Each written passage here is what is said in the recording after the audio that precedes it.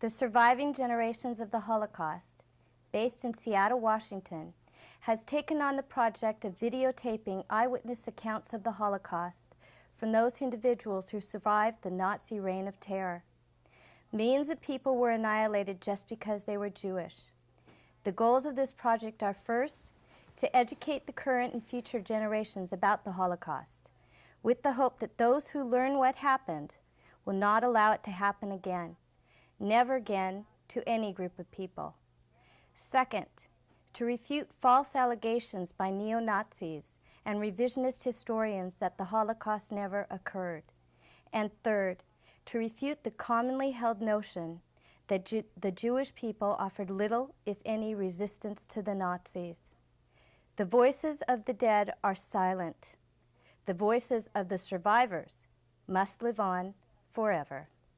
My name is Debbie Benezra. Tonight I am interviewing Mr. Zweig. What is your full name?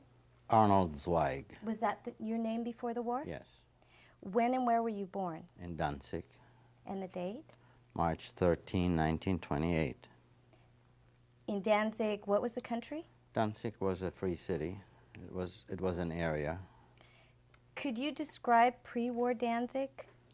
Danzig was an area with Danzig itself, the free city, as the capital. And there were a lot of suburbs there, Sopot, Oliva, Langfur. Langfur had the university, and I was born in Langfur, which is just a 10-minute ride with streetcar. And I lived in Danzig, went to school in Danzig. Danzig was in the Polish corridor. It was ruled by a senate under the League of Nations, protected under the League of Nations. And Danzig maintained a Polish gymnasium and a Polish post office. But the main language was German, and the currency, it had its own currency. Tell us a little bit about your parents. My father was a sales manager for a textile company at first, as far as I remember when I was growing up. And my mother was most of the time with me, or I spent most of my time with my mother, and I saw very little of my father, except on the weekends when we went for walks in the surrounding hills or in the parks, or sometimes to a cafe and those kind of things. Your father's name? My father's name is Leo Zweig, or many times he was called Leon. Where was he born? He was born in Brzezina in Poland. In what year? In 1904. And your mother's name? And my mother's name was Anna Lechfeld, and she was born in 1906. And where was she born in? She was born in Danzig. How did they meet? I don't know. I think my father left, as far as I know, my father left Brzezina or Lodz. Most of his brothers and sisters and father and his mother were living in Lodz before the war. And he left as a young man and came to Danzig, and I met my mother, and they got married, and I was born there. What year were they married in? They were married in 1927. Now we have a photo I'd like you to identify from left to right. Yes, that's my father on the left, it's myself in the middle, and my mother on the right. That was taken approximately in 1934, 35. Probably in 1934. It was taken in Sopot, a little suburb of Danzig. And you were how old? Most likely 6 years. Did you have any brothers or sisters? No. You were an only child? Yes. What about relatives who lived in the area?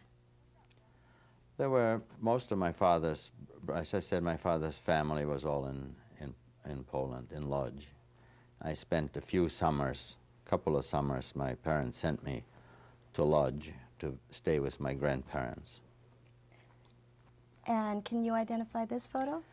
Yes, that's my grandmother, Sarah Zweig, and on the right is my grandfather, my father's father, Pinkus David Zweig. Thank you. The date of that photo, when was that photo taken? It was taken in the 30s. In the 30s. Did your parents have brothers or sisters? I said my father had 4 4 brothers and 2 sisters. And their names? Well, the youngest was Felix and Sevek and Julek and Giel. There were 4 brothers. And do you remember the sisters' names by any There chance? was Regina and Lonia. And they lived in your area? They all lived in Poland. They all lived in Lodz. In Lodz. I want you to look back at your life as a child. What are some of your earliest memories? Well, I remember going for walks on Sundays. I always was looking forward to going where we lived in Danzig, in that area. We didn't live right downtown in the downtown center, but towards an area where there were parks with flowers and rolling hills, and you could take walks and go over those hills and then take a streetcar and come back into the city and come back home. I was looking forward to that. And I'd go with my father and my mother on some of those occasions, go up to those hills and fly kites. Those things I remember. If I were your friend, how would I describe you as a child? Well, I don't know, but most of the time, I lived in an area where I had sort of a sheltered upbringing, if you want to say that. As I said, my mother wouldn't let me go away from the house. I wasn't supposed to cross the street. I wasn't supposed to go away from within earshot, so she could call me and so on. And there were very few. Next door, the building was a huge brick building too, adjacent to us, which was an insurance company of some sort, office building, and the building to the right was also, most of these buildings are all 4-story, 5-story apartment buildings with people living in there. There were a few boys there that I had, and I had a few friends from school that I went to see and play with what they had to play with. How would you describe your family's standard of living? Well, after a while, my father started up the factory, a textile factory. What was the name of the factory? The name was Tricota. And he bought the equipment, coming himself from the textile branch, where my grandfather was in that kind of business. So he bought the knitting machines and brought them from Poland. They came to Danzig, and I remember quite well. I believe I was 8 years old then. When I was walking home from school, I always went past the factory, went past the plant, and looked at the machines and asked questions. And I've always had an interest in machinery.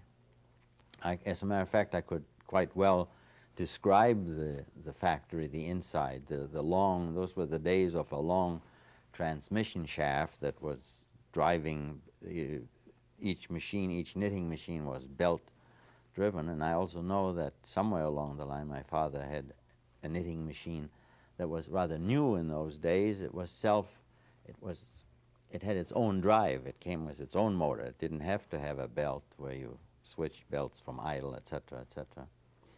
And I knew what they were doing and how knitted goods, sweaters, jackets, children's clothing out of knitted materials. My father designed a lot of the stuff. So on Fridays, I attended a Jewish grammar school, and Friday evenings and Saturdays we went to the synagogue. I didn't live very far from the synagogue, and it was rather huge synagogue. It was not Orthodox, but it wasn't Reformed either. You would, by today's standards, you would say it was a conservative.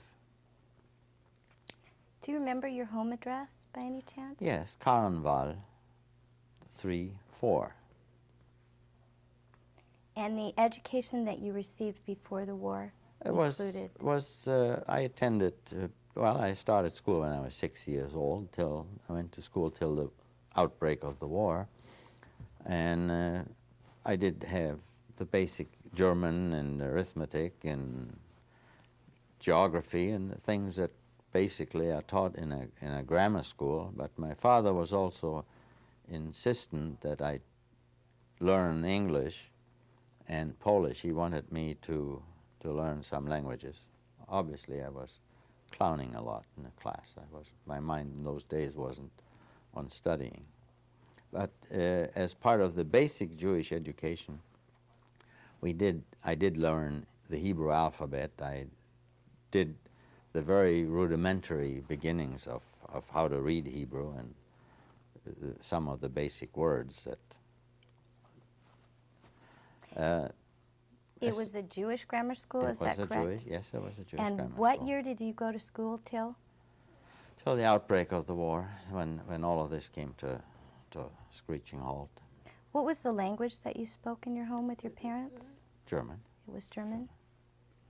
Can you tell me a little bit more about the Jewish community, the size of it, the synagogues? As a child in the 30s, the children in those days grew up entirely different than children today that have more knowledge of everything and know of everything. As I said, I spent most of my time as my mother watching her bake and cook and go to the market with her, and I don't really have a good feel of it. From the size of the synagogue and the crowded synagogue when the high holidays were, it must have been a sizable Jewish community. Did your parents or you have relationships with non-Jewish people? Did your father work with non-Jewish people? There were non-Jewish people employed in the factory, and I'm sure there were a lot of business friends and business associates that my father had that were people didn't walk around with a sign yet saying, "I'm a Jew." That came later. Can you describe any incidents of anti-Semitism that happened to you or those you knew? Well, as I was growing up and as I was walking to and from school, other kids, we're getting now in 37 and 38, the SR, the stormtroopers, the brown shirts, Danzig seemed to have been a gathering place. If you could visualize for a moment that there's nothing from the complex of houses. When you come out of our house and go across the street, you had lawns and a flower garden and a hedge, and beyond the hedge a train track, and it seems it was a favorite.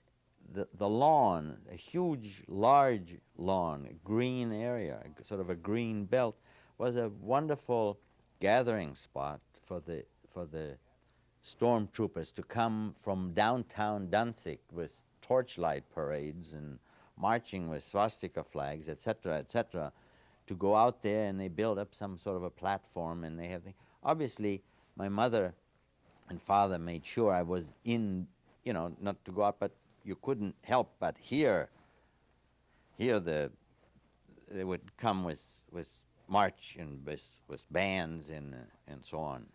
So this was happening more and more, and there were signs appearing in stores, Juden nicht erwünscht, Jews not desired. In some places, Juden eintritt verboten, Jews are not permitted to enter and to sit on park benches and things like that. And then, of course, came the times when the stores, Jewish stores, windows were smashed with rocks, and I was just a scrawny little kid, not much of a wrestler or fighter.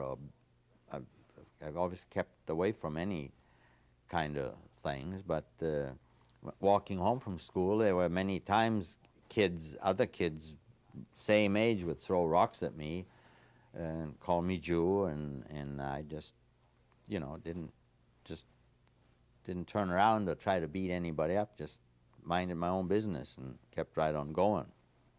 Did So this affect reading the signs and having kids throw rocks at you? Did this affect your feelings of being Jewish? I didn't give it any particular thought. It's just, I guess it's just a way of life. What was the next major thing that happened? Well, the outbreak of the war in September 1, 1939, the outbreak, the shooting started. And where were you? And I was in Danzig had a good relationship. It was in a favorable spot, if you will. Gdynia was the Polish port. It was within the Polish corridor. Gdynia was what the Poles called okno na świat, the window onto the world.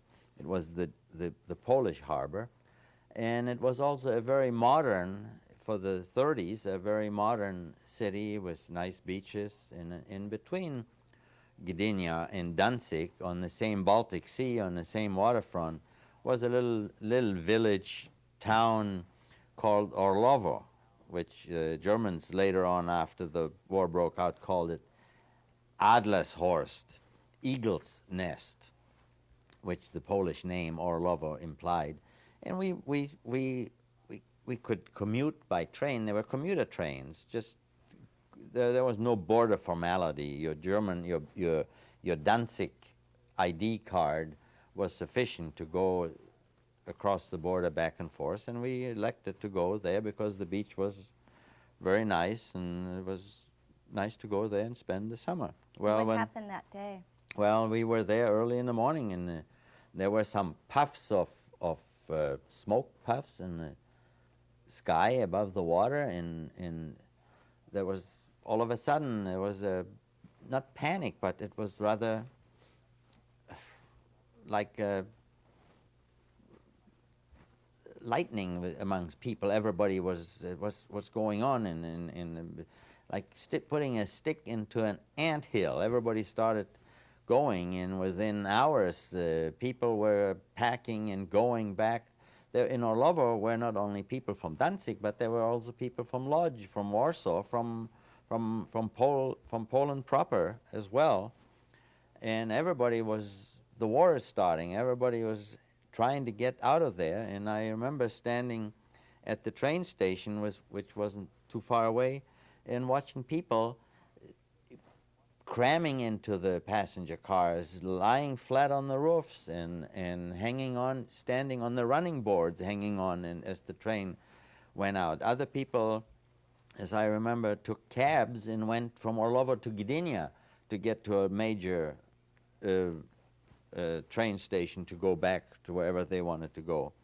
And we made it out and went back to Danzig. It wasn't, as I said, it wasn't too far, and wound up in Danzig. And later that day, the border was closed officially, and I guess Danzig was incorporated into the Reich, as history books tell us. In the main street, Langgasse in Danzig, was nothing, but all of a sudden, whereas there was Nazi movement in the brown shirts having been there and gathered and had their marches and propaganda, etc., all of a sudden Danzig officially was German. There were, visualize a 4-story building, 5-story building by U.S. counting, and having flags full building lengths hanging down from every house, and think of Danzig, the Langgasse, as the main street, as wall-to-wall houses, one house next to the next to the next to the next, and from each of those flags, it was you couldn't see anything but nothing but flags. So all of a sudden, everybody showed up with their true colors. Do you know the date? It was September 1, 1939, that World War II broke out. And was your father able to keep running his factory?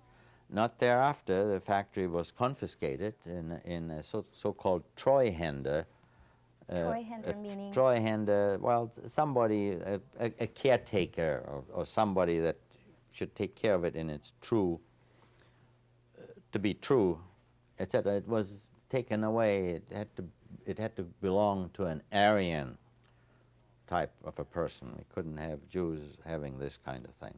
And of course, this is also already, this was also preceded by what we know as the Kristallnacht, where synagogues were smashed, and windows were broken, and furniture of Jewish apartments were dumped on the street, where raids were made and Jews were beat up. This already was there.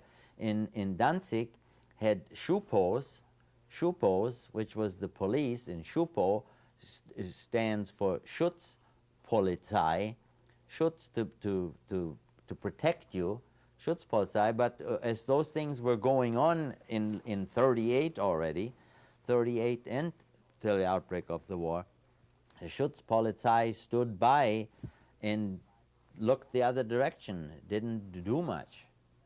So your father's business, was that confiscated It was before confiscated. the Germans actually... It was confiscated. Before September 1939 or after? Very, very shortly thereafter. Now, all this is going on. Did your parents talk to you or talk in front of you about what's going on? Did you have an understanding of what was happening? Yes and no. I did not. I was at home, and I somehow the gravity of the situation escaped me, and most likely my parents were talking too. I'm sure they were concerned about all of the things that were happening, but most of the talking probably took place after I was put to bed. I was put to bed early, and that was that.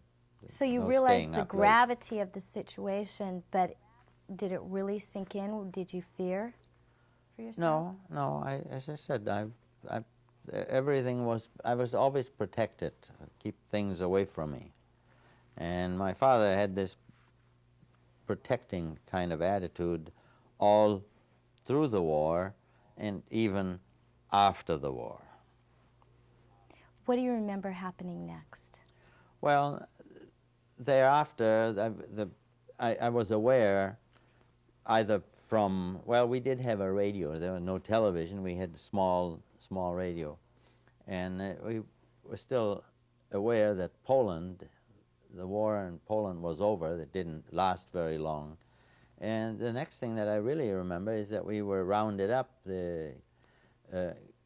Some either SS, Gestapo, whatever came and said, you've got about 2 hours to get out and just take what you can carry. And then we were rounded up and found ourselves in a train and wound up in Lodz, of all the places, in the ghetto. Okay, before we get to that, you say you were rounded up. What were the steps that led to the rounding up? What happened? Kick you out of the place, tell you have about 2 hours, and go to some gathering camp, to some collective place, like a barrack or a building, and wait to be processed from there, and go to a train and just relocate you with other Jews and take you to the ghetto in Lodz. And to the ghetto in Lodz, first of all, the people that lived in Lodz were gathered in order to live within in the ghetto, and the people that had lived in the ghetto had been ordered to get out of there and vacate this thing. So the Poles that had occupied certain places had to move out, and then Jews were brought from around Lodz. All the smaller villages, they were rounded up and brought in. Later, at one time, as we were for maybe 2 or 3 years in the ghetto, people were brought from Prague. If I'm not mistaken, there was a group of Czechoslovakian Jews were brought from someplace into the ghetto. Did you take anything with you from your home? Did your family take anything with them as they went to Lodz? Well, the most important things like silverware, candle holders, pictures, picture albums, my mother's jewelry, or the things that, obviously nothing of the furniture nature. Is there anything you remember taking with you? No, my teddy bear. Your teddy bear. Did you walk to Lodz, or were you transported? We went to Lodz in a train. And how long were you on the train? Overnight. Overnight. Were there more relatives with you than just your parents? No, no. Most of the relatives were already in Lodz, as I said. But most so your grandparents and your they father's were there. brothers and sisters? They lived there before the war, and the brothers and sisters that were married lived there. What was the date that you moved into the ghetto? I would say it was early 40. And how old were you then? 11 years. Well, in 40, in March 1940, I was 12. Now, the first day you walked into the ghetto, what were your first impressions? It was a mess. We wound up in it.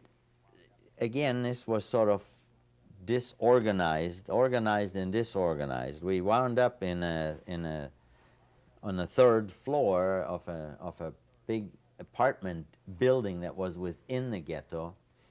And let me tell you about the ghetto. The ghetto was the old city of Lodz, old city, and it was designated as the area to house the Jews. And there were approximately 165,000 people that were eventually in that ghetto. And they started building a barbed wire fence all around it with posts and guards. And as a matter of fact, the ghetto was halved by one street that was a streetcar route from the downtown Lodz to the surrounding areas.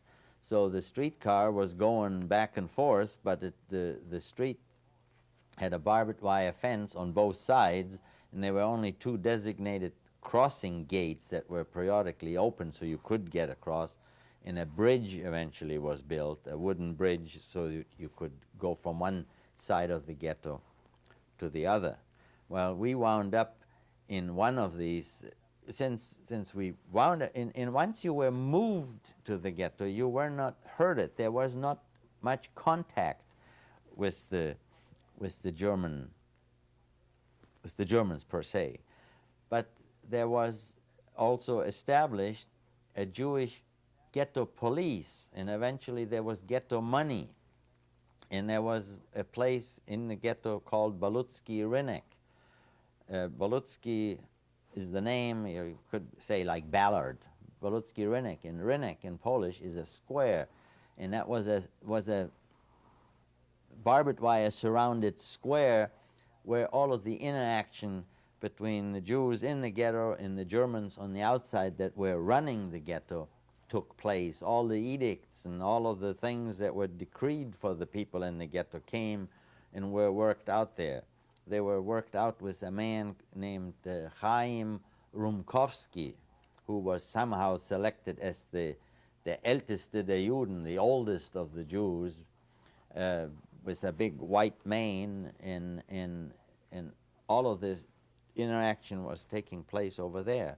But the accommodations of where you lived, in which apartment, if you moved from this apartment to another apartment, was still free. You could do this. So when we wound up in the ghetto, we sort of were dumped in there.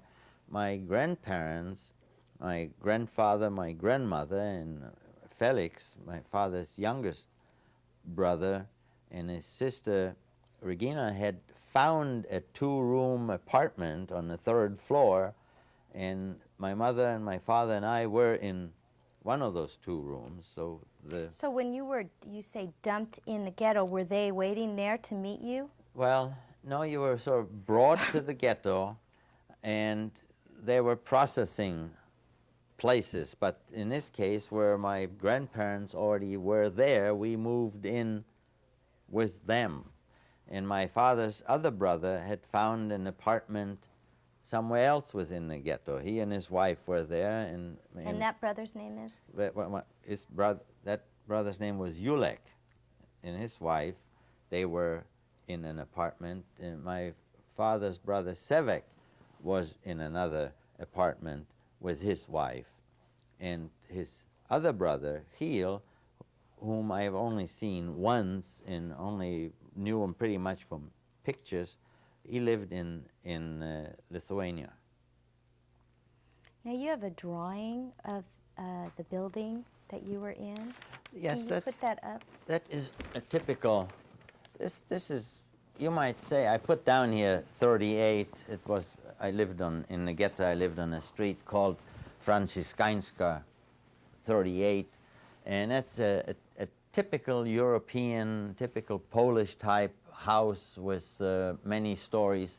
The house, if maybe I can shift this over here and give you a plan view, if you were to look from the top here, that this here is the main gate. If you were to come in with a truck or a cart or something, you'd open the main doorway, and this being the doorway, and in apartments being all the way around, U-shaped cobblestone backyard, and the stairwell would be above the doorway here. In all of these apartments, there'd be apartments with windows to the front and apartments with windows to the back. And as I said, there'd be this being the first floor, second, third, fourth story, and this would be sort of a semi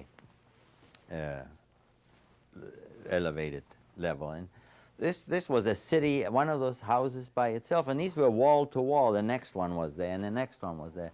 And these houses were a city to themselves. And all kinds of things happened. Some during my stay in there, I do remember quite well the screaming in the aggravation, and again the turmoil of people running back and forth. Of a person had jumped, couldn't take things anymore, and had just jumped off the building window, and just you know, you don't stand there and watch somebody. They didn't make a big announcement, I'm going to jump. You just happen to hear the screaming and the yelling and the people running. What happened? What happened? You know. So that did happen twice. And you heard it or you saw that? I saw somebody was laying there, and I heard the screaming of the people and the running, etc., etc. And you're 11, 12 years old. What did you think about someone doing that? It was bad. It was bad. And in the meanwhile, the ghetto, as we finally wound up in there, you see, the ghetto was closed in 40. At first it was still open. There was the possibilities that you could still go out and go, but then in the late 40, or somewhere in 40, it was closed out. And people had worked. Everybody in the ghetto worked, and there was rationing, food rationing. You did get a loaf of bread every 8 days.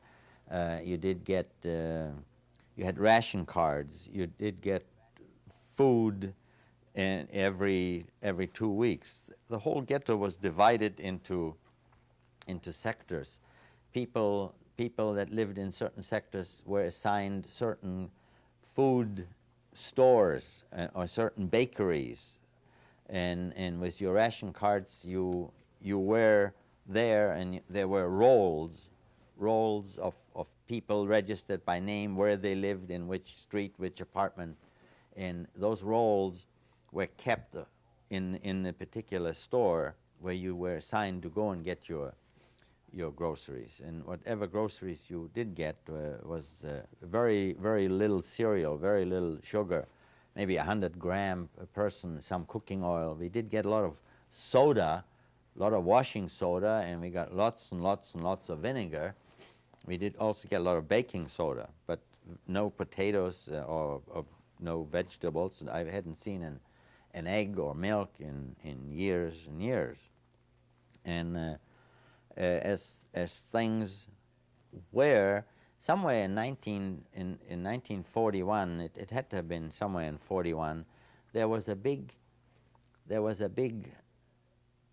action going on, a big action. That it seems that all of the, and I told you that the ghetto had its own police force too, and a lot of the buildings were converted. There were natural factory buildings within the area of the ghetto, but there were other buildings that walls were broken through, apartment houses. Walls were broken through and factories were established. Some factories where seamstresses, men, women were sitting at sewing machines, and they had to make uniforms for the German army, and there were metal factories. My mother worked in one of those converted, gutted buildings, standing at some kind of a rack, like something where you tether a horse, and was braiding straw. She and other women were in that room with piles and piles of straw, and she was standing there on a peg and at some wooden bar with a peg on it, and get started and started braiding a straw braid about maybe an inch and a half wide, and they had to make a quota of how many yards they had to do every day. And what was that used for? That went to some other place where they made big, huge boots. They took like a carpet needle and sewed those things together and made those big boots to protect the soldiers in Russia, German soldiers, against frost, to put over the regular boots. So all of this was going on. But somewhere there was a decree came that kids up to a certain age had to be handed over. And the Jewish police, the Jewish ghetto police, eventually said they couldn't take this, they couldn't do this, because no mother would hand over the children. And then they said, well, if you can't do it, we can. And what wound up, there was a whole week, there was a blockade, a curfew, nobody could go out. And what happened is that they went block by block, they surrounded one block of houses. Somebody came, one of the SS came, and outside in front of the lorries, trucks drew up, and everybody, he went into the backyard, fired a few shots into the air, get everybody's attention, everybody down, and all people had to line up in the backyard here, and they came down, and then they looked at everybody, and they weeded out a few people right there and then that they saw in the yard, and made them walk out to the truck. And when the truck was full, I could see from where I was standing, I could see through the open doorway that if a truck was full, it rolled away, the next truck rolled up, and the police in the SS walked up all through, and they went and looked in all the apartments everywhere and looked for the children. And there were these poor children, the mothers, obviously people already knew that this was coming, so they had prepared them with name tags in a little pouch saying who they are and where, how old, etc., and even babies. It was a very, very, very sad day, let me tell you, that people in the ghetto spoke as before that day and after that day. There were very few children that were left in the ghetto after that. There were some people that had drugged the children, they had nailed them, put them in between false floors, between false walls in wardrobes, etc. But in my estimation, 99% of the children were gone.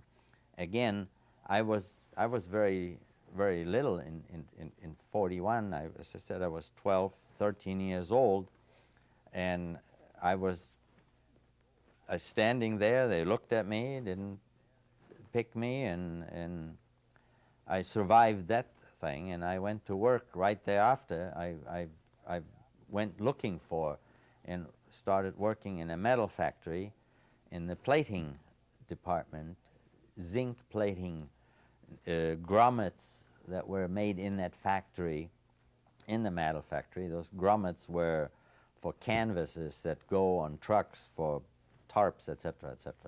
What do you consider was the reason that you weren't selected? You were 12 years old, you were Are you considered a child or an adult? I have no idea why I didn't question it, and I think I don't know what the criteria were of primarily they were talking about children from babies on up to children that were not of working age.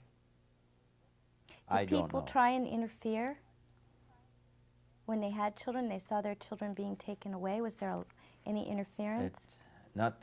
All I can tell you is my view What you saw. From that courtyard of that building on Franciszkańska 38. That's all I can tell you.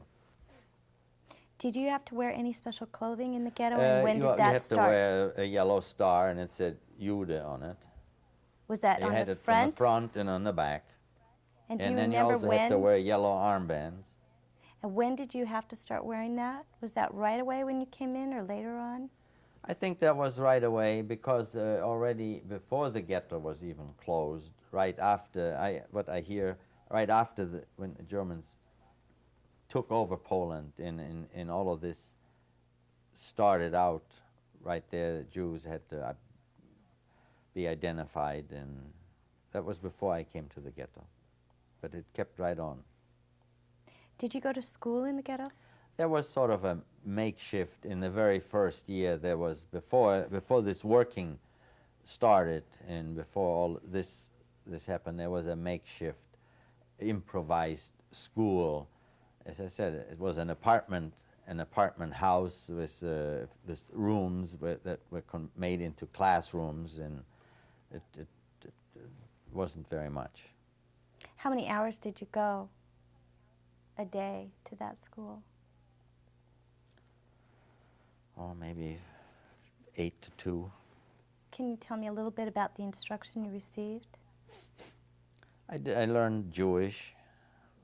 I remember very distinctly one of the teachers was reading, and I enjoyed that very much. He was reading the Odyssey and the Iliad, Homer's travels, the Odyssey. He was reading it in Jewish, and he was saying that a lot of the important works of literature were also available in Jewish. Describe some of the kids that you got to know there. Did you make friends? I worked. Yes, I worked. There were friends in this big building block, the apartment complex. We lived on the 3rd floor, and there were other kids in there, and we'd meet in the stairwell and play on the stairs, in the stairwell itself, on the platforms between one floor and the next floor. There were big windows, and the sun was shining right, so we played a little game with 5 rocks of throwing one up and picking one up and throwing one up and picking 2 up, etc. And that's what we did. And when I was working. So when did you stop going to school and then start a job? That was in 41, definitely in 41. After this action took place, I went to work right away for sure. In 41.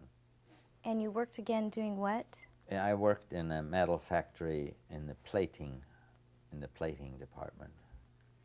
Did you continue having any type of religious practices? There was a converted hall where they did have high holiday services like Yom Kippur and Rosh Hashanah, and it was packed. And being in Poland, I was more in an Orthodox. Was more with East European Jews, more Orthodox. It was a more Orthodox service.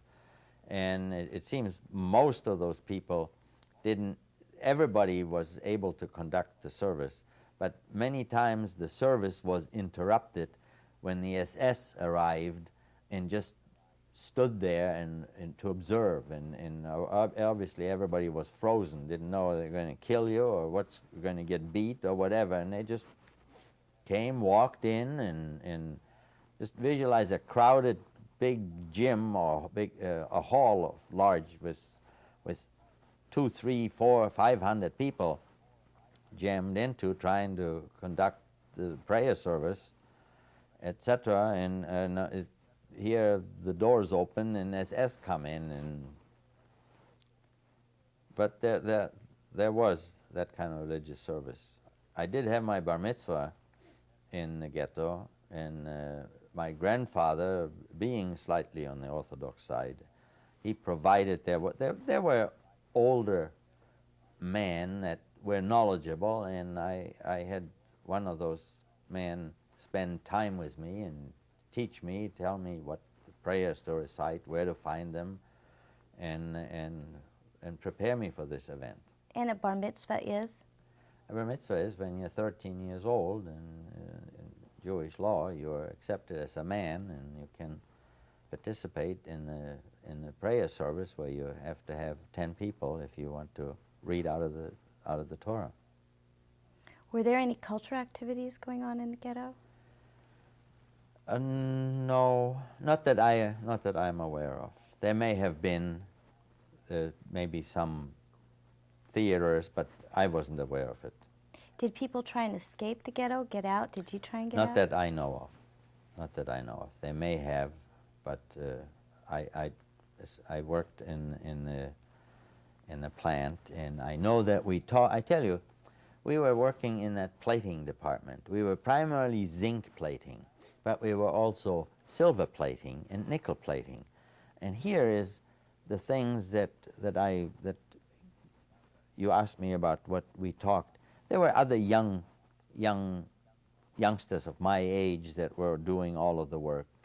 And among the things that we remember, that I do remember quite well, that the courtyard of the metal factory, there was a railroad siding, and a boxcar would drive up periodically, and they'd open up the boxcar, and with rakes they would take out and empty it, and it would wind up in a mountain in the courtyard, a mountain of knives and forks and spoons and compacts and silver candle holders and other silver artifacts like that. And it would just be a mountain of tarnished stuff. And we'd take, this would come to the plating department, where we'd take those and we'd match the designs and the knives and the forks, and we'd clean them up and we silver plate them, and we make like complete new silverware. I learned a lot of the thing from the true craftsmen, that other people that knew how to do this, but I learned, to this day I can make a silver plating bath and know how to do it. I worked with opened up big jars of potassium cyanide, just like opening a big 2-gallon jar of salt. It just looked like salt grains, and it was potassium cyanide. And just reached in there with my bare hands, and we did this and made the bath. And they took some of the true silver and dissolved the silver with nitric acid, and big fumes, red fumes would arise as the nitric acid, the hot nitric acid would dissolve the silver, and we'd make the bath, and then we'd do that. And the question was that, where did this stuff come from? And one of these boys, people that I worked with, that we were talking amongst each other, and he said, you know, these people that disappear from the ghetto, there were always people that were rounded up in the ghetto too, that did receive notices they had to go to be shipped to go on transport, or whatever going on transport meant. Nobody knew for sure. Just as there were rumors about the kids that went in 41. A friend of somebody else's friend supposedly got a postcard from the kids that they're fine, that they're in a home, they're wonderful, everything is fine. They were not fine. They were not fine. I found out later in 44 where everybody else went and what really happened. But then we didn't know, and these people that were sent on transport, we didn't know where they went. But the thing is that just as as I was working in this factory that had all possible metal manufacturing capabilities, we also did a little what you call government work. You know, somebody in the next door that worked with brass made a nice compact or something, and well, could you make one for me too? And I'll silver plate it for you, and just hang it in there and do this on the side for you. And then people had engravers, and they engraved Lodz ghetto 1943, and it had the barbed wire fence and maybe the sentry booth or something like that. All of a sudden you wind up going through this pile of silverware and stuff coming out of this boxcar, and here you pick up a compact, you pick up a mirror or something engraved, and you say, where does this come from? Well, then we amongst each other were saying, well, you know, they take these people and they put them in the basements and they gas them, and that's all their stuff. And I was very naive, let me tell you, because I said, come on, don't tell these kind of scary stories, because in my own mind I didn't want to believe that in this day and age, that in the Middle Ages, in the medieval times, but this is supposed to be, I grew up in Danzig with a German kind of an education of thinkers, of poets like Goethe and Schiller and Heine, etc. You wouldn't expect those kind of things. So my mind refused to accept this, and I'm sure the minds of a lot of other people refused to accept this. And today, had I known what lies ahead, I wouldn't have gone through what I have gone through. I would have rather fought and died instead of gone from one place to another. But that was life in the ghetto, and you did get your rations every 2 weeks, and there were some rumors. I did not know, I had never heard of Pearl Harbor. I didn't know what was going on in the outside world. I didn't know who was in the war. The only thing that we knew and hoped for in those days was that, yes, that Hitler had turned on Russia, and that the Russians were coming, and we were living from day to day looking for a liberator. Somebody's going to come and liberate you. And obviously, nobody came to liberate. The food rations were really, it was very bad. You cannot imagine of how it was that families were split, where people that were family locked up their rations of food, locked it up, and accused each other of, you broke into my thing, you have taken a spoonful of my sugar, you took a piece of my bread. And there were people that got this bread when the 8 days were up, and they got this loaf of bread, and they said, the heck with it, I'm going to eat that bread right now, and then they had nothing to eat. And there were people that died from starvation, and it was cold.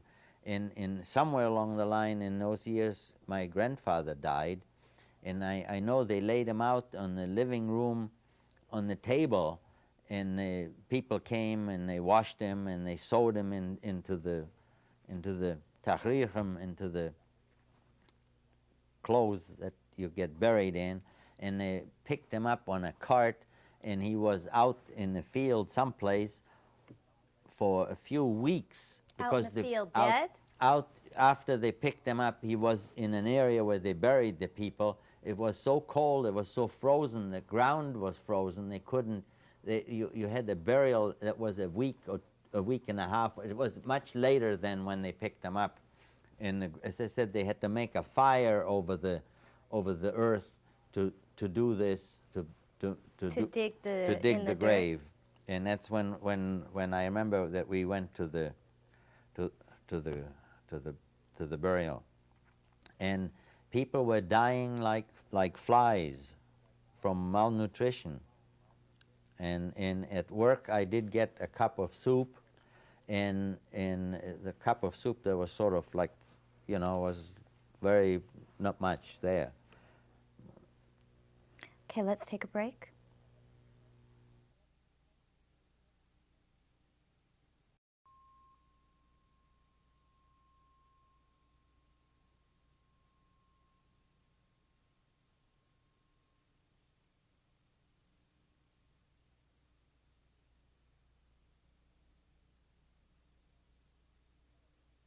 saccharin, and you fried it on a frying pan without oil or without anything. Maybe you added a teaspoon of flour, if available, as a binder. I don't eat brownies to this day because I still feel the husks of the barley, the ground barley husks going down my throat. But it was something that it filled you up. And eventually, as you were hoping from day to day that this war is going to be over and that you'll survive, that somebody is going to come and liberate us.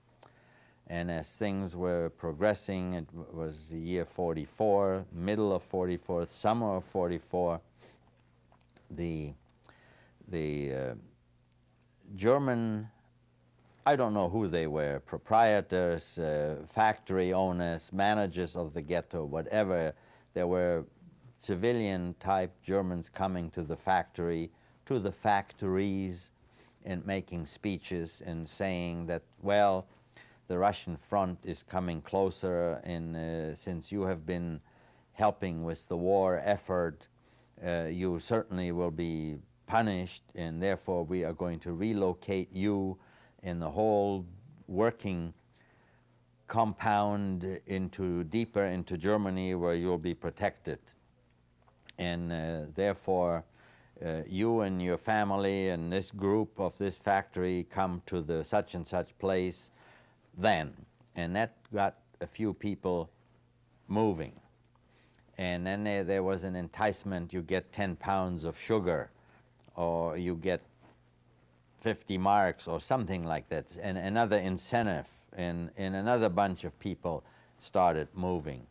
But the end result was that the ghetto was closed again. We had the curfew of 1941, houses, nobody leave, house after house was surrounded, or block after block was surrounded, and people were taken by truck from that particular place. Systematically, the ghetto was evacuated, with people going to the train. Somewhere towards the end of August, my father and my mother and my Aunt Regina and my Uncle Felix, and in the meanwhile, my Uncle Felix did get married to a woman that he had known for years before the war.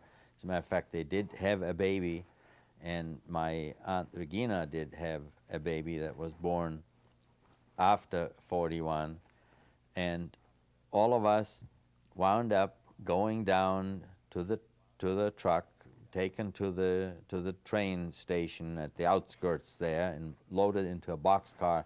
The best of recollection, I don't know the number, of 90 or 97 people were in that boxcar.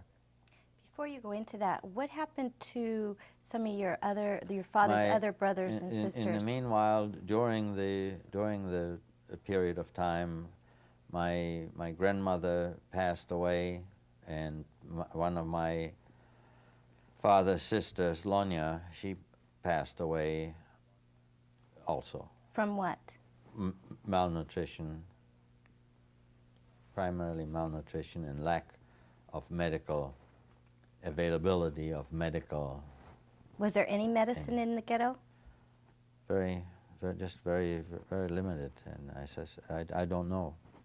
Now you led up to, you were loaded into a... You're loaded up into a boxcar. The boxcar was closed, the doors were closed shut, and we were in there like sardines. You couldn't fall over because you were so crammed tight. There was straw on the floor, and there we were, and eventually, my recollection says it was a Sunday afternoon. I could be wrong, but in my mind it was a Sunday afternoon, and we rolled out of there. In what month?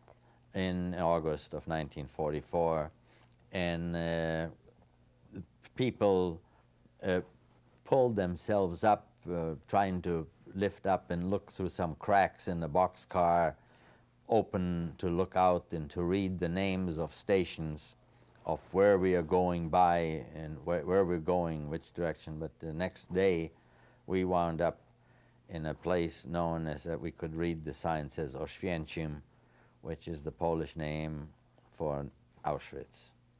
What were the ages of the people in your transport? From my age to, I don't know.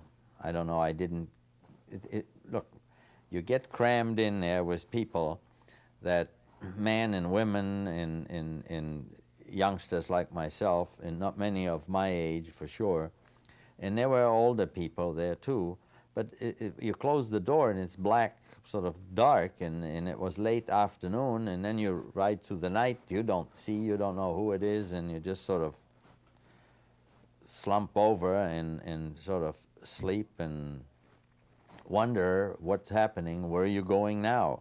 And you had been prepared to carry only so many kilograms, so you'd put your most important belongings, things that are of any value that you sort of, and also a little hand packet of some sort, which consisted maybe of a piece of bread or something like that. And next thing, the boxcar was opened up on a railroad siding out in the middle of nowhere in Auschwitz. And boxcars were opened, and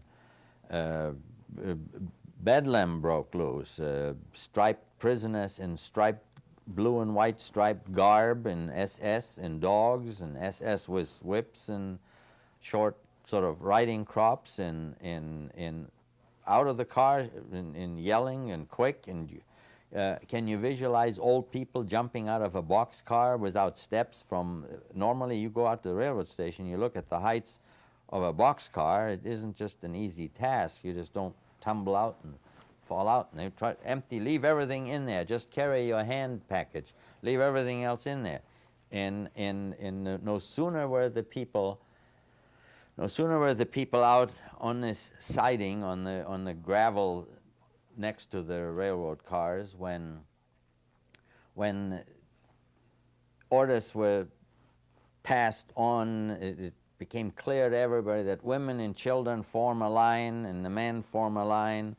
In what the things that I saw is, as far as the eye could reach, would be barbed wire fence with barracks, and endless barbed wire fence, in people in rags, skeleton type people standing there in the distance by the fence looking, and SS with some with dogs and some without dogs, running back and forth and calling this the Saubande, pigs and dirty Jews, and get line up, and this was associated with blows and kicks and beatings and so on.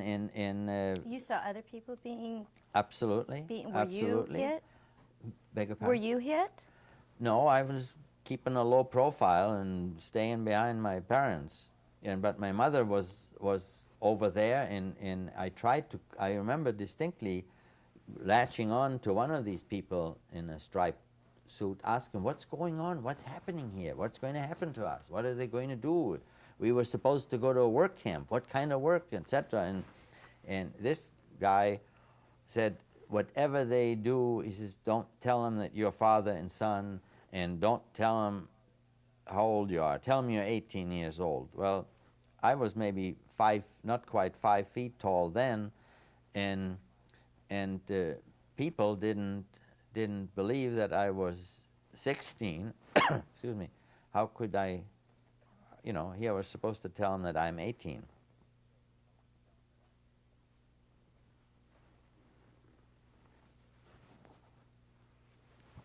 So so you're supposed to, the inmate told you that you're supposed to say you're 18? He said, if somebody asks you, you tell them you're 18. And he was gone again. He didn't give any information. There was so much turmoil, so much, the crying and the shouting and people saying goodbye. And it's the last time I've seen my mother, too. And next thing, I could see the line of the women disappearing into the distance, not knowing yet what is happening there, where they're going.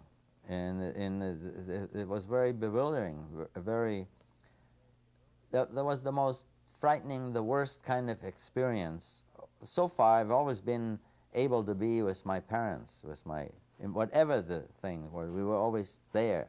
And now here's my mother going someplace that I don't know where she's going, and all kind of things come. And then, well, next thing is that here I was in line standing, and the men were being selected, and eventually we approached. What do you mean by the men were being selected? Well, the men, the same thing what happened to the women was now happening to the men, that they all single file approached this giant. From my vantage point, all these SS people were giants, was looking down, glaring down at me, and there was one standing there with sort of a short little stick in his hand and directing and pointing this way or that way, this way or that way. And when I got there, he told me, he just pointed me to go that way, and I started walking, and to my left was the last, the tail end of the boxcar, of the last boxcar, and there was the rail in the distance to my left. It was a sunny day. In the distance there were trees, maybe jack pine in some brick building you could see way in the distance, and I started walking. Some of the people were going in that direction. I was walking to the direction, and about to this SS man's right, a few steps to his right, was another SS man. And as I was approaching the railroad track, I could feel that somehow this SS man sort of had grabbed me from behind by the collar and pulled me up in front of him and asked me how old I was. And I remembered what the other fellow had said. I clicked my heels together and straightened out, looked him straight in the eye and told him 18, at which point in time he took me and just shoved me over in that direction. And I was going with the other people, and my father in the meanwhile had started walking in that direction, and I didn't know the significance of what was happening here between the people that went to the left or the people that went to the right, but somehow instinctively I hurried my steps, I hurried up and I blended in. I kept a low profile, didn't want to mix right with the rest of the people going there so I wouldn't be spotted, or in case somebody changed his mind that they wouldn't see me. And I walked with all those people, and we came to a big open square past other barbed wire portions of the camp, and came to a big sort of an open holding square. The landscape you have to think of in terms of jack pine scattered here and there, and open spaces and camps and open spaces and more jack pine, but didn't see any other buildings of any kind like city street or any you were out in nowhere. And what happened there? Was your father, by the way, before we go there, your father walked in the same direction as you did? My father and my uncle, my father's brother Zweig, who was in that train, and his brother Felix too. So when you walked with those group of people, did you find your father right away? He hadn't walked but a few steps. When we was lined up, he was right behind me. So he was sent this way, I started to walk that way. I remember looking also over my right shoulder to see where he was going, and I noticed he was looking over his left shoulder to see where I was going, until that second SS man grabbed me and pushed me in that direction. So now we all were on this holding area where we were waiting and just sort of standing and falling and crouching down on the ground.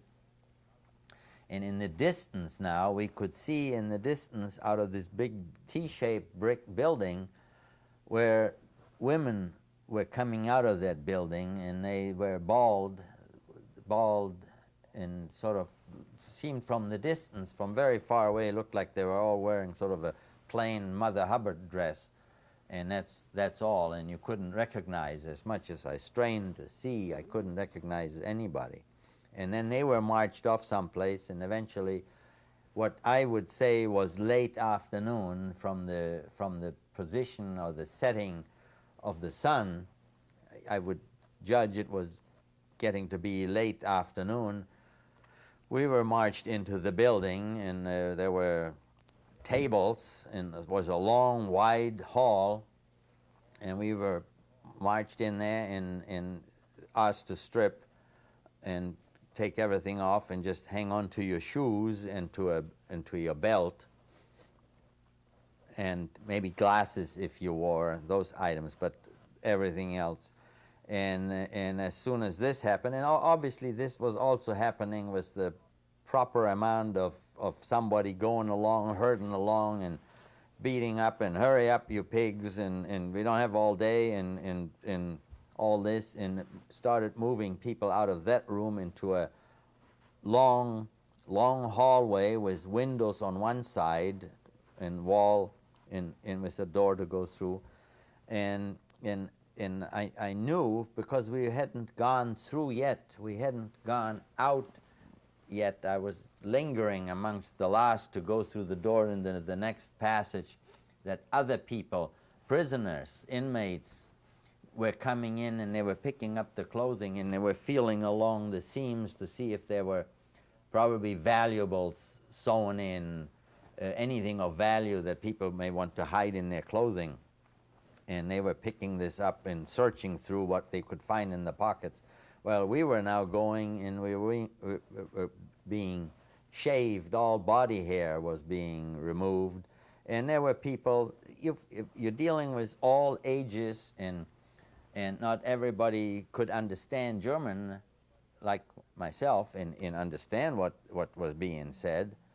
And it didn't take much to provoke an SS guard going by there to kick somebody or hit somebody with a stick. Somebody wanted to go and have a drink of water. You know, that was a cause to get beat up.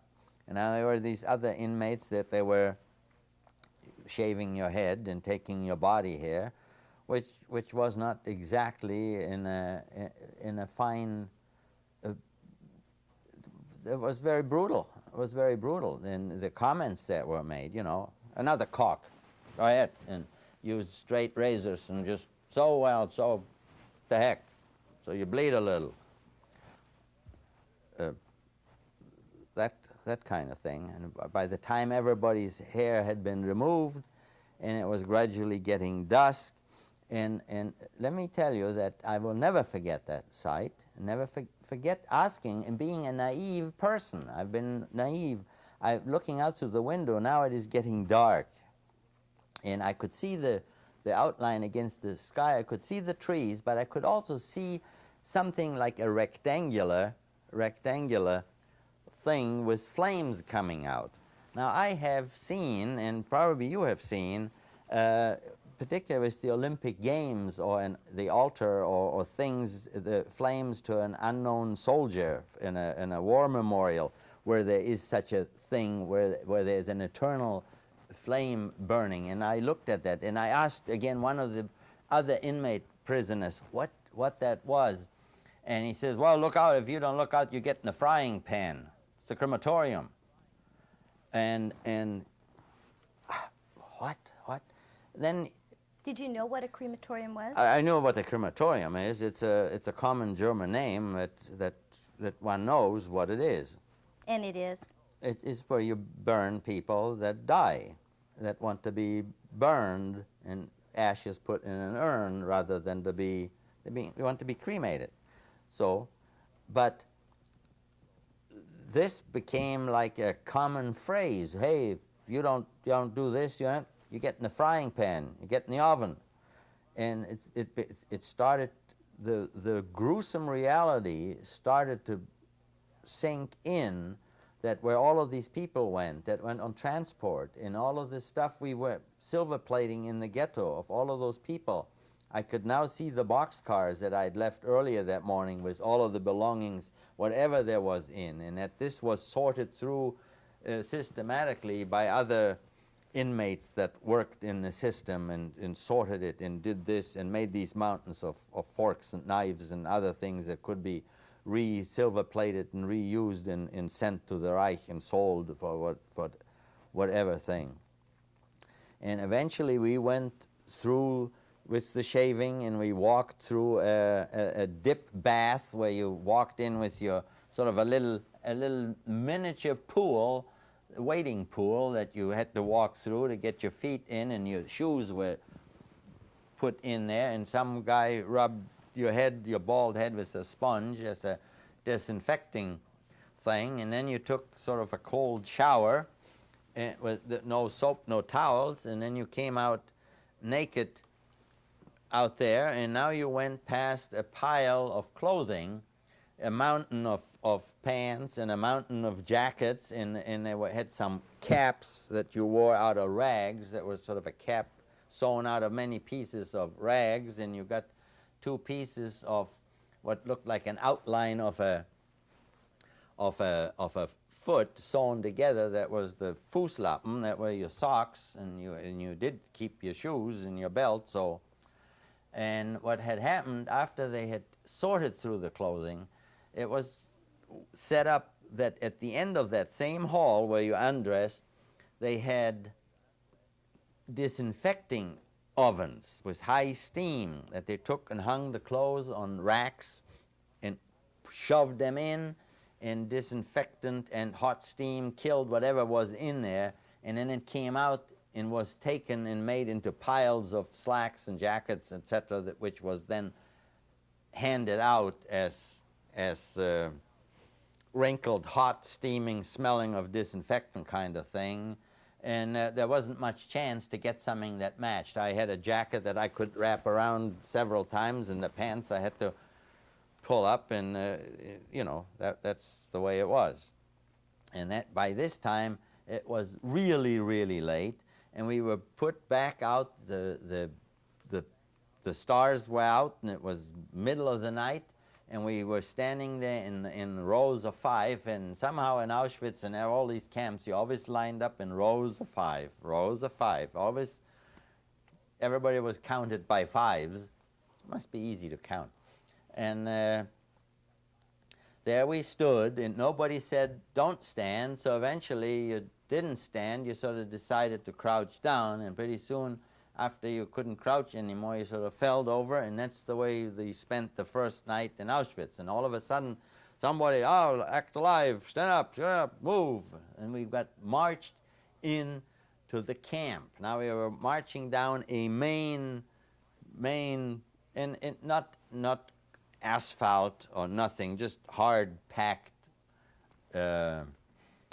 ground, you know, clay soil type ground, and we were marched into what I understood to be C camp. There was an A camp, a B camp, and a C camp, and I marched into C camp that I counted had about 36 barracks. The very first half of the camp, if you could visualize a rectangle of a camp, the first half, manicured lawns, green, fine, with nice walkway, and a nice clean building. One of the building on the left turned out to be the prisoner kitchen with fine modern cooking kettles and so on. And the building on the right was the SS kitchen. And then beyond that, the barracks, and the even numbered on one side and the odd numbered on the other side, up to 36 barracks. And we were marched and heard it. Maybe 1,000 or 1,200 of us wound up in one of those typical barracks. And if I could give you a, perhaps I can. You can go ahead and put the drawing Go up. ahead and show you what this looked like. If you looked like from the outside, that's my recollection to the best of what this looked like, that this was a huge, like a barn door. What I did find out that these barracks before the war were really stables that housed about 40 horses for the Polish cavalry, and they were now used as barracks. So when you opened this is the typical cross section. These were windows. Light came in through these windows. There were obviously some beams across here to framework, which I have omitted, but to just give you the cross section. But once you stepped through this door, you got into an inner first chamber that this here was a regular brick kind of an oven with a warming chamber that you could open up and heat food in it, and this way you'd make a fire. Well, what really was that when they had horses in there, you'd have the draft. There was a horizontal a horizontal chimney that went to the full length of the barrack, and the exhaust from the fire on this side went out to the chimney way at the other end. So there were two chimneys. There were two chimneys, one on this end, and they were all, these were mirror images in length. If you were to cut this in half in length, it would be a mirror image. And when you came into the main door, this was a chamber wide enough. I would say that the depths between the distance from this door to this wall, I would say maybe 15 feet, 15 to 20 feet. On the left here is where the block leader and his capos, whoever run this block, was there, and there was a storage for the food that was given out. And then we going through these individual little doors that you go inside, and once you get inside, the bare cross section on the inside is like this, where here's this is say this is maybe 30 inches wide and maybe 2 feet high. This is the horizontal chimney that is taking the draft, the smoke from the front, from the oven that we just saw, and that's the way they provided heat when they had horses. But this here was a concrete floor, and it was slightly sloped, and when we were brought in there in the daytime. And then the block leaders were criminals. They were not necessarily Jewish. They were criminals. They had done something wrong, and obviously a lot of them were very anti-Semitic in the first place. This whole system was set up to degrade, and it was not anything there to make you to do anything good or to feel good. And anybody that had any power over anybody else certainly exercised it. So when these 1,000 or 1,200 people came in, including you, including myself, when I first came in, my first day, marched in there, we were all at first on both sides of this horizontal chimney standing there. So can you point to where people were standing? People were standing on this side here, in this area, and in this side here, on these concrete slabs. This is sort of the walkway. And the block leaders and associates would march up and down there, and they make speeches about you. We know about you Jews, and you've got gold, and you've got rings and stuff, and you have it hidden, and we'll find it, and we have ways to find. Now, remember, you've already gone through naked and been stripped of everything, and they're still making, and they said, everybody over on, if we give you the last chance, because we have ways to find out. So everybody over on this side, everybody. Now, well, here were old people trying to jump across them, trying to straggle up over this division, and that was, again, a good chance to beat people up. And they wanted to see if anybody in fear had, maybe that they had something hidden someplace on their body, had dropped something, so they were looking for something. And that exercise we did about 2 or 3 times. Everybody on the other side. Everybody else said, well, when they finally see that there was nothing else available, that quit. Now, towards the evening, we would stand, you could say that as wide as the barrack was, such was the space between barracks. So you hung around the barrack that you didn't have anything, nothing that belonged to you, except the rags that you were wearing. So that's where you were, and at late afternoon, everybody had to stand for counting, so in rows of 5. And the block leader would exercise his cap off, cap on, cap off, cap on.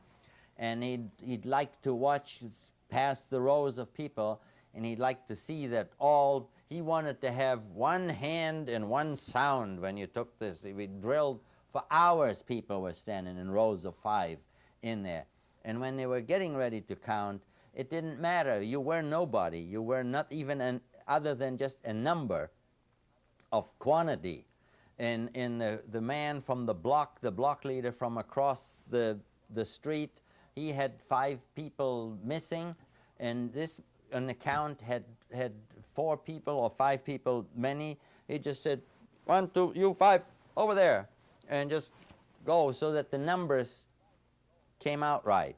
And then somewhere along the line, eventually the SS came with a clipboard, and when he was about one barrack block, we refer to those barracks as blocks, when he was one of those blocks away, then this block leader come up and he says, okay, attention, caps off, and stand at attention, and then he'd go and salute the SS, and he'd tell him that so many prisoners are ready to be counted. And then the SS would go by and he'd count,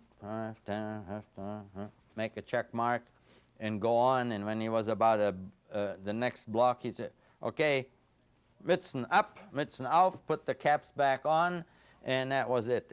But while all of this was going on, while we were practicing this one hand, one movement and all of this, there were so many brutalities going on, because some people put the cap off and they should have put the cap on. People being people. They were not military trained people. They were old and all kinds of sick and hungry people.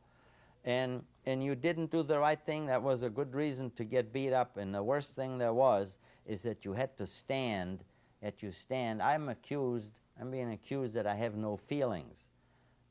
That you have no feelings, I've been told.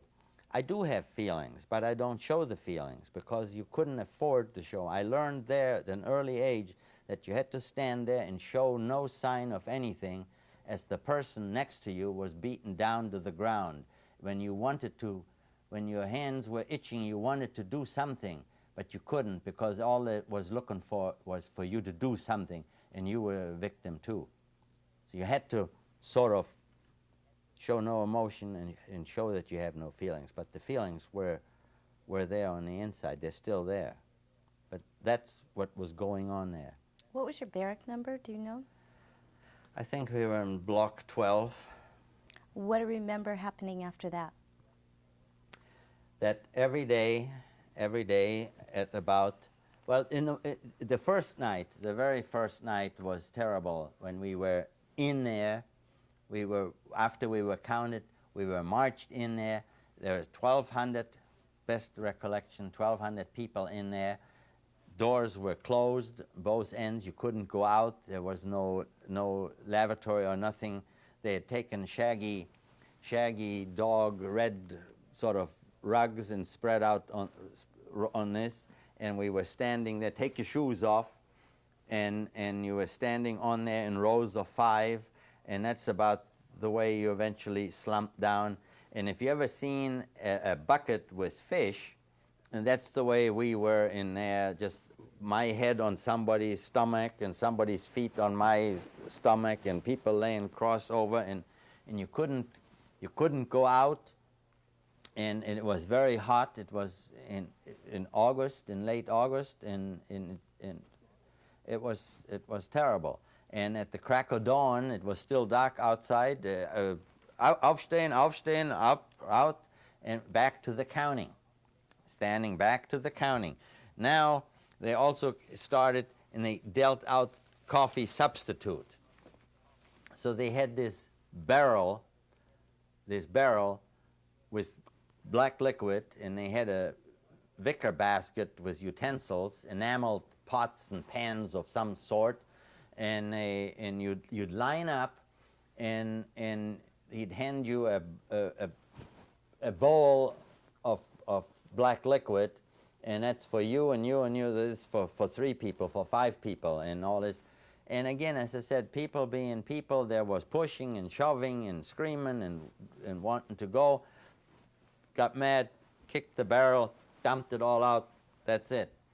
Now you had nothing to do, so we went and we started an oven. It was cold. We were cold now, and we started.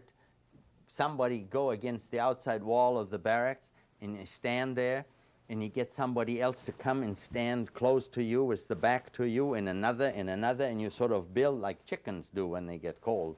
And you build this larger and larger thing, and you stand there, and you keep warm by body heat, by being crammed. And of course, the outside people always wanted somebody else to come close because they were being cold. And then the capo come along, and they beat you and kick you and chase you because they didn't want you to do that. There was nothing else to do in that particular camp in Auschwitz during the weeks that I was there. But while we were standing there, what were we talking about? Oh, I remember my wife used to make this cake, and she used to cook this, and she used to do this, and oh, my wife used to do this, and my mother did that. And all the talk was primarily about food, that everybody remembered of what it was, what they used to, oh, that was so good, this and that and the other. And then somebody come and break up this mess, and you go to another portion of the wall, or you walk around the barrack.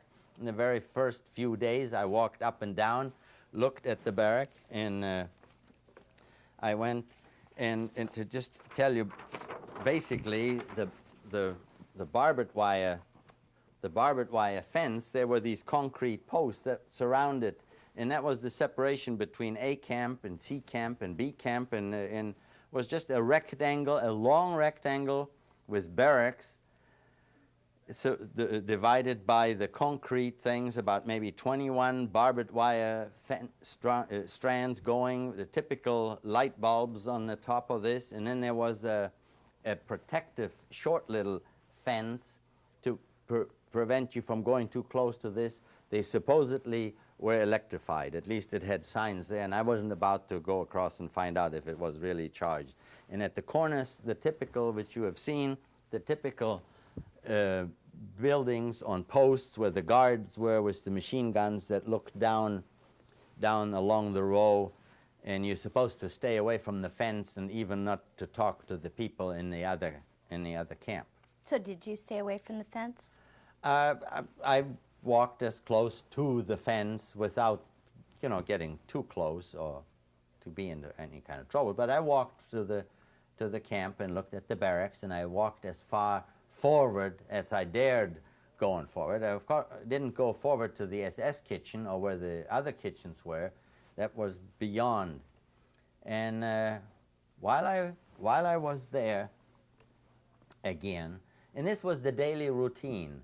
You had this counting in the morning, and at noontime you stayed by your block, and they brought you the soup. We had the same repetition of what you did with the coffee. They brought the soup, and the soup thing was that they selected some people. Well, I'm not very good at drawing people, but they had these barrels with handles, and they took a sort of a human chain of perhaps 4 or 5 people on one side and 4 or 5 people on the other side, making a chain to carry the weight of this barrel of soup, which they went to get from the kitchen. So they brought 1 or 2 of those barrels to your place next to the barrack. You lined up again, the wicker basket with the utensils, and as you stood in line, the block leader dished out the soup, and he took a bowl. It could have been at one time a wash bowl or whatever it was, or a small pot or a large pot, and he'd decide of how many people would share this. And let me tell you, it didn't matter of whether this was father and son or brothers or relatives. Everybody was hungry, and everybody was watching everybody. There were no spoons, nothing. You just pass this dish, and everybody take a sip. That's when you get degraded to basic of people wanting to survive, and everybody was ready to jump at everybody else's throat because you took more of a bite than or a sip of this soup than you should have had to have. One time, I was fortunate one time, and another fellow, we were asked to take the empty barrel back to the kitchen. Before we took that barrel to the kitchen, I was in that barrel. I went along the side and licked the finger and just scraped and scraped. They didn't have to wash it by the time we came to the kitchen. When we got to the kitchen, I also hung around and looked if there was any food, or eaten anything. Believe me, anything. If it was edible or if it was not edible. I get very upset about the amount of food that we have wasted or that we throw away when I see this. And my kids to this day don't understand why I'm such a fiend on not wasting food. And I laugh about kids, my own or others, picking about something that isn't exactly, oh, I can't eat this, it's something. You can eat a lot of things and it wouldn't have hurt you, because I know. I've eaten a lot of it, and I'm still here. So that was fine.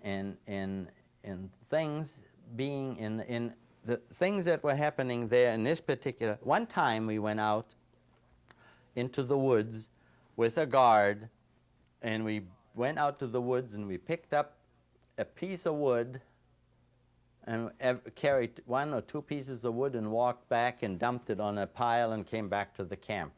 That's the only work I did in Auschwitz, in that particular place. Did you stay with your father? My father, my uncle, my father and his 2 brothers were there.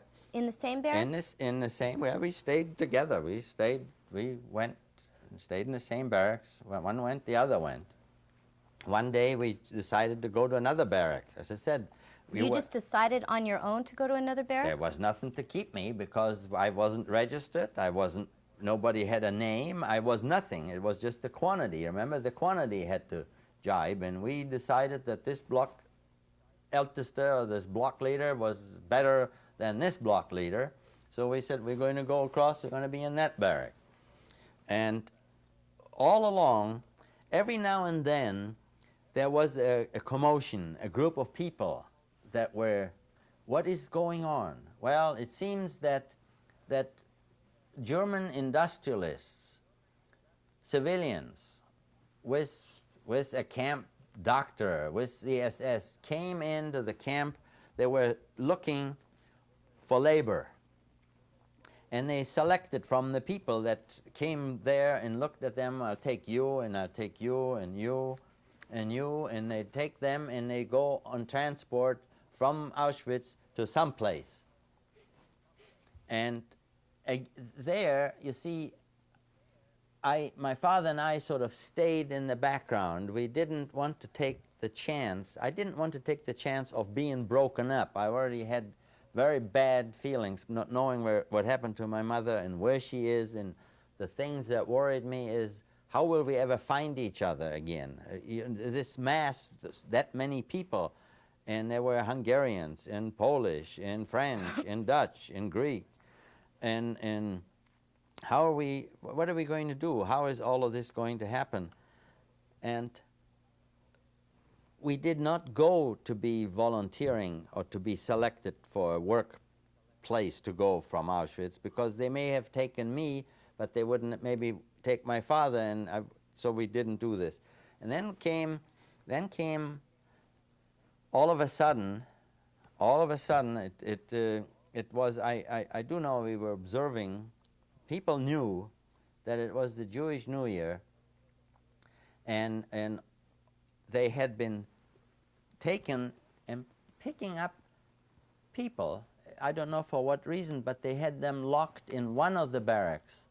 They had them locked. They even took the latrine buckets into them. They couldn't get out, and it don't know for what reason, why they went in there, but once you were in, you couldn't get out. And here it was late afternoon, and it was similar like a curfew. Close all of the barrack gates, the main outer doors, and everybody into the barracks, and everybody in there. And the next thing that we knew, since I was right across the street, let me tell you, there were trucks coming. You could hear the sound of trucks, and you could hear the yelling and the screaming, and you could only imagine of what was going on from the thumps and the sounds, that the people were taken out from that barrack and put on the trucks, and the trucks were gone and came back and made short trips. It's only the only thing that is left that these people were taken to the surrounding crematoria. There were about 4 that were visible in the area. And you also, I failed to tell you that on many days you could see the black smoke coming out of the crematorium, and you could smell the smell of burning flesh hung around in the area. And the next thing is that when the sounds and the noises subsided, the doors opened up. The doors opened up, and some SS people came in, and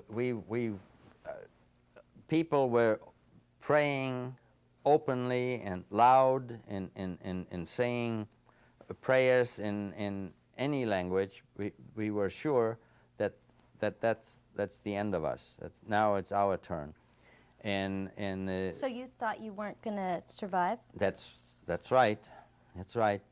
And the little SS man came in, and he said, all of you people are going on transport to work in Germany, and form a line over there. And he somehow brought a table, and he set up, and that was the very, very first time in that whole thing that my name was written down as a name, that I was asked for a name, and a list was made,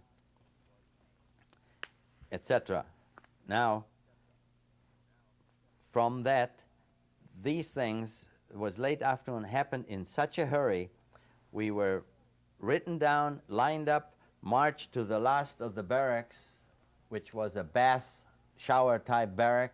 We went there. We were taken. They took away the civilian type clothes that we did get. We were given a striped blue and white striped type of pants and this, and a cap, and we were marched right. Normally at this point in time the people were even tattooed. They did get a tattoo even there. We were marched right on forward now, past the SS kitchen and the front kitchen to the very front lawn, to the green lawn, and we spent the night there slumped over. Nobody said sit down or lie down, so you just were sort of left alone, and we fell asleep, slept there. Now the clothing was blue and white striped. Was there anything else on the clothing? No. Nothing else? No. There was no identifying numbers or anything? No, I didn't have a number yet.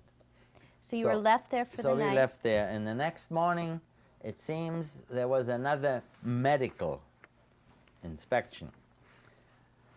And this was, again, we're standing up in rows of 5, and you drop your pants, strip to the waist, drop your pants, and you had this doctor and several SS walk by the first line. And the first thing was that everybody, the first row, take a few steps forward. That's number 1.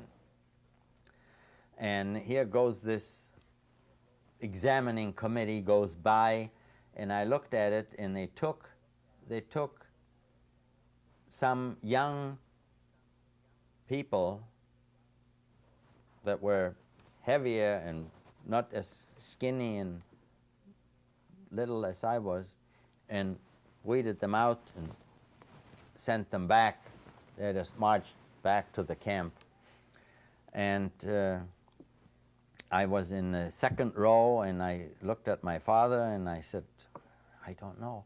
You see, first of all, I was very skinny, and number 2, when I worked in the ghetto in lifting those heavy vats of grommets, I had gotten a hernia on my left side, and I had a bulge that I kept pushing in with my hand and holding my breath, hoping it wouldn't protrude or would give anybody a cause. But I went from the second row into the third row, And I also noticed that at both ends of the row were soldiers with guns looking at this. And the thought came to me, well, maybe I could just pretend when the row moves away that it's been looked at already, that like I pretend like I'm pulling up my pants, I'm already been looked at, but I couldn't jump the gap between the people that were looking from the back, so there was no choice but just pray to God and stand there and hold my breath. And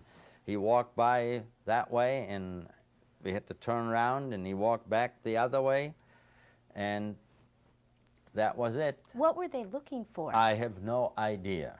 I have no idea what they were looking for. No idea, but we were herded back to that lawn, and we did get a piece of bread, and late that afternoon we marched right out on the camp, almost the same route that we came into the camp, across that same railroad siding that I had first gotten there, and we walked through the woods, past the crematorium, the one that I could see, the one that I was walking towards that. I walked by that building, and we wound up at some siding, and we wound up in a freight train in a boxcar. How long were you walking, do you think? Can you estimate?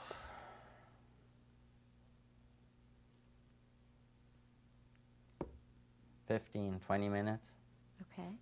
15, 20 minutes, not very far. Not very far. And we were in, we had this piece of bread that we had been given, and we were in this boxcar. In the boxcar, the doors were kept open, they stayed open. And there were a couple of boards built up on a few bricks, like a bench, and there were two Army, not SS, there were two Army, German Army soldiers were there. And from the judging and seeing later, with the train, there was a personal car, a passenger car. Other than just the box cars, there was a passenger car, and there was more of the crew that was rotating. So many were in the car with us, and one was always in the passenger car taking a break or whatever. And the number of people? Maybe 50 to 60 people. We were not crowded, and obviously I was very close to the bench and talkative, and I tried to talk to the soldiers, and some of them came back from break and brought me some bread, and I tried to make conversation of where we're going, or idle conversation, nothing major. The train traveled, from my recollection, at least a week. We were standing more than we were traveling, because it visualizes is late 44 now. On the outside, the Russian front is coming, and whatever is happening in late 44 in Europe, which is still unknown to me, because I had no newspaper, no connection with the outside world since they closed the ghetto in 1940. So I don't know any of that.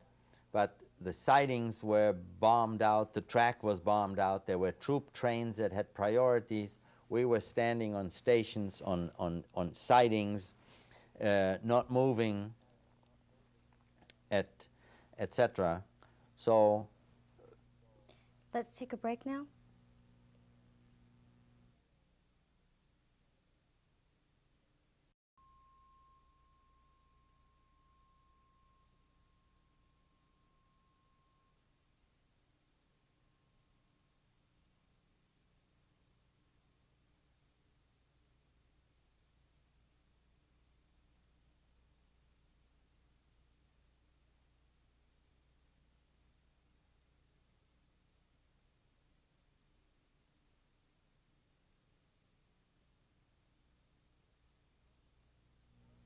Before we go into the description of the transport, I need to ask you how long you were in Auschwitz. Approximately 4 weeks.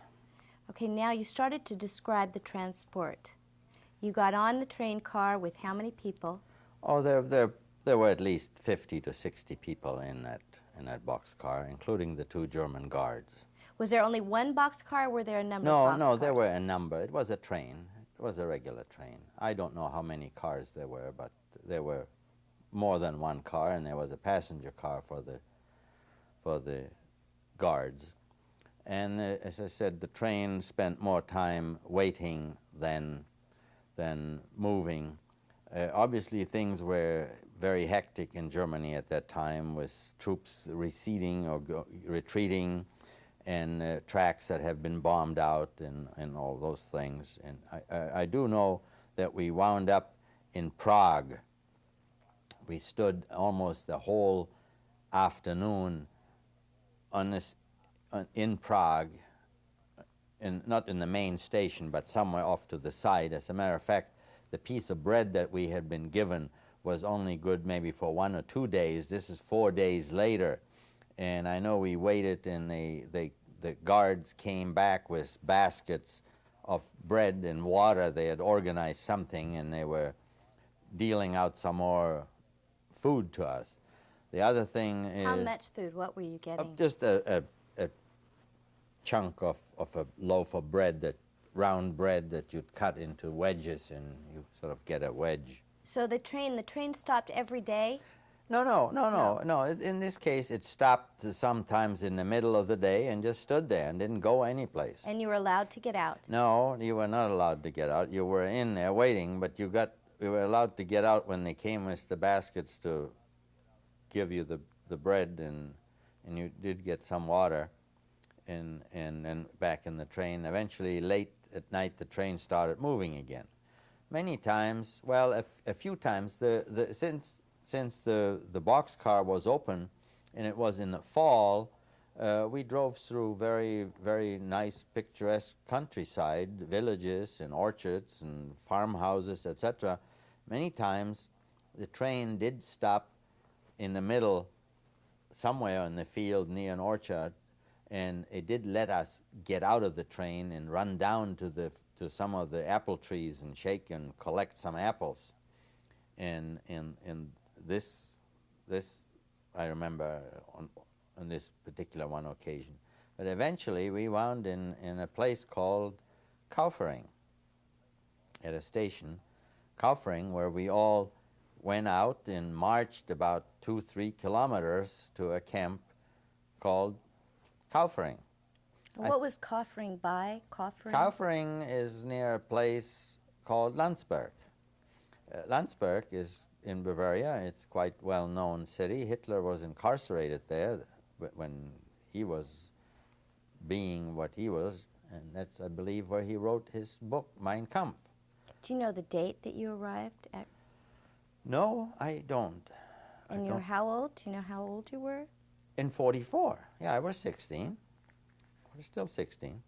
Okay, describe what happened when you arrived at that camp. What did you see? At Kaufring we came, and it was another greeting to the camp, with the typical camp, the barbed wire fence, and this camp had earth huts, sort of V-shaped things with sod on top, and I can show you here the typical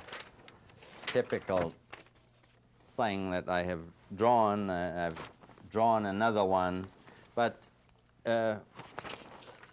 let me say that the entrance from this is ground level, and this is sod here, and from here to here is maybe 3 feet, and you just take a few steps down, and then there's the door, and when you're inside, well, you have. You see the other end, you see this window here, and this is a wooden platform with straw, the full length of it. Say this is maybe 30, 40 feet long, and you have another wooden platform here, and that's where you had a blanket, and that's where you lay down and you slept on it. This is ground level, as I say. And there was another one, and another, and another, and that's typical camp configuration of those kind of earth bunkers. And then there was a kitchen barrack, and there was a latrine barrack that was just a barrack with maybe 40 holers there, and a barrack that was a wash barrack with a trough and a long pipe with water running out that you could go and and wash up or wash your whatever you had and dry it on your body. So when you were in this structure, when you laid down, you were laying below ground level? Yes, yes, this was definitely below ground level. And on the first day, were you just marched right into this? Yeah, or was yeah, there a processing? processing? We were assigned. No, we just came in. We were assigned to one of those barracks, and at that particular point in time, you see, when we got there, my uncle, my father's youngest brother, my uncle Felix, who somehow he got sick in the train coming from Auschwitz. He went to sick bay, to the barrack marked as a red cross, like sick bay, going for help, and he never came back. And the next thing we knew, that we were told by the other inmates, the other hundreds of other people, that nobody had a name and nobody was an authority, but they took those back to Auschwitz. They put him back in the train and sent the train back, and he went to Auschwitz. And you know what happened when he got back to Auschwitz? Back to the gas chambers. So there we were in Kaufring, and we were in quarantine. We were not going anyplace. We were not doing anything other than being counted twice a day, standing for hours in rows of 5, practice taking the cap off, putting the cap back on. And eventually, after a week or so of this, we were supposedly going to a new camp called Lager Lechfeld, which was not too far from an air base. Let's take a break.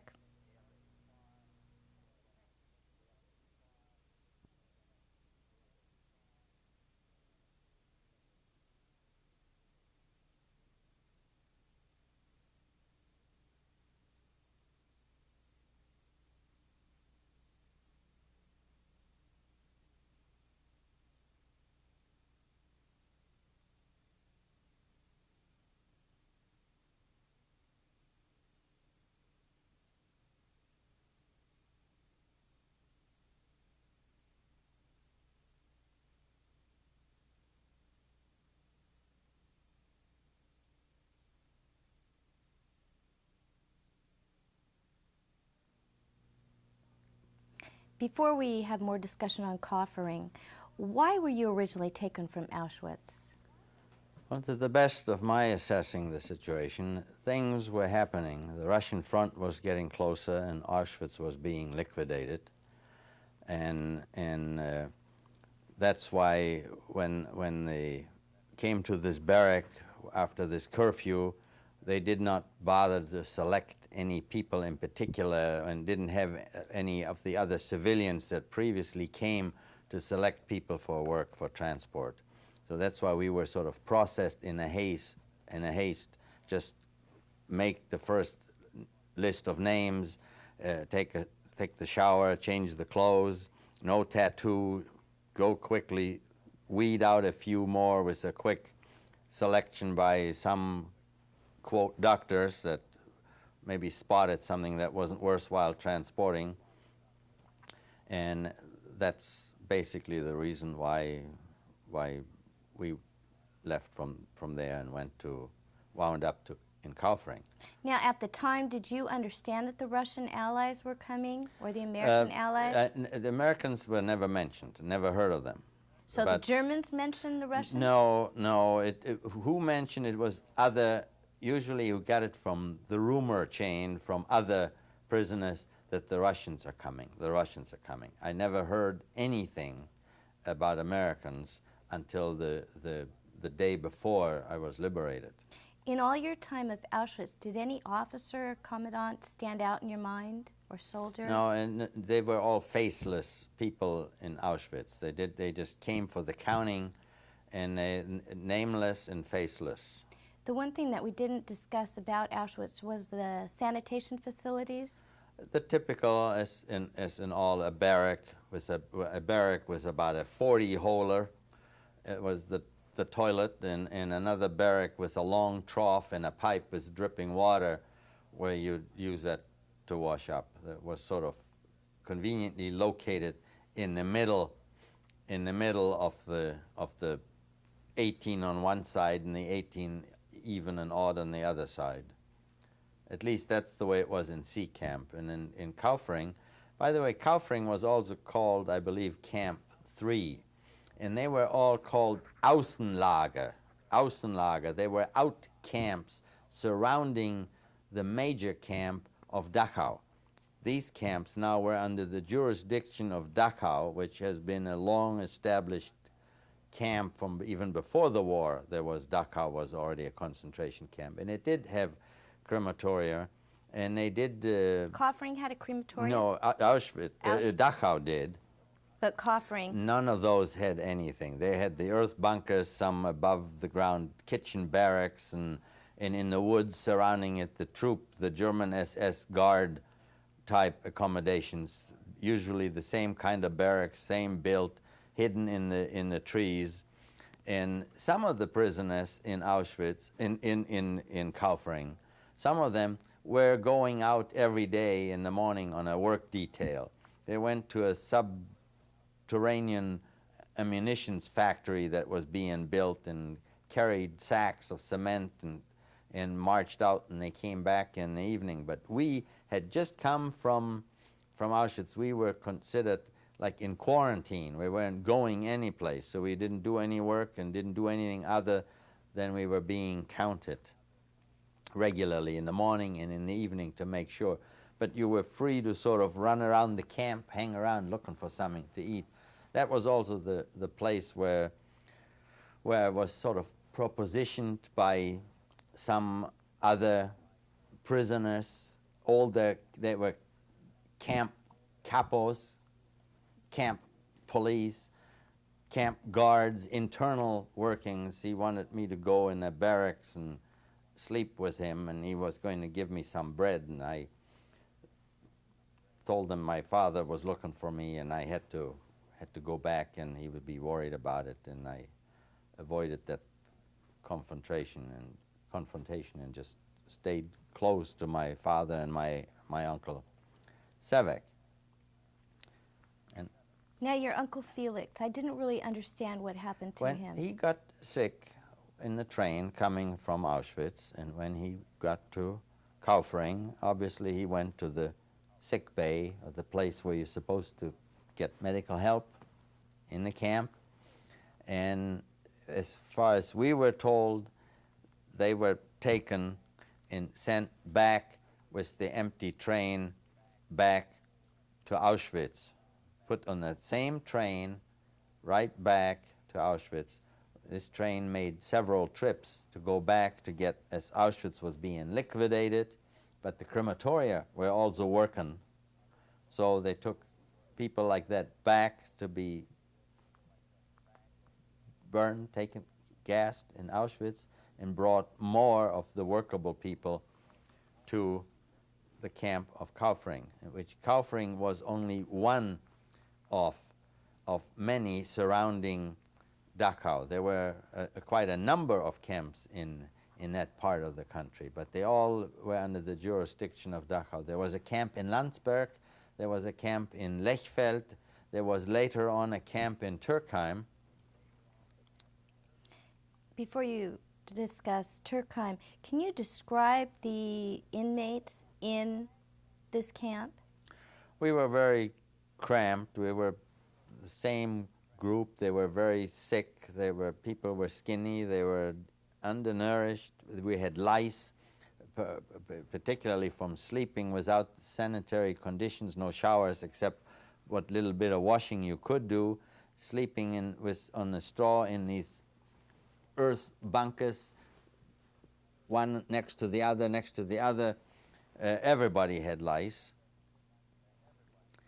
What was the nationality of these people in this camp? They were all Jewish, predominantly Jewish, but there were Hungarians, there were French, there were Dutch, there were German Jews, Polish Jews, and Greeks. And they did speak. Everybody spoke Yiddish. And who ran the camp? I have no idea.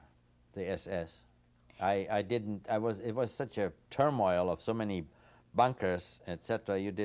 There was no direction of, I'm the leader. Can you estimate for me how many bunkers, you say underground bunkers? No No idea. How about estimate how many people were in the camp, or give me an idea of how large or small this camp was? I did not. It was huge. I don't have an aerial type view of it, so the things that I am very clear about, things that I remember well, I can give them to you in the finest detail. But the things that I don't remember very well, I couldn't tell you. And the food in the camp? The same thing. You got a piece of bread when you after the counting, and you got a soup ladled out in a bowl in a dish in the middle of the day, and you got this black liquid before counting in the morning, coffee. Let's take a break.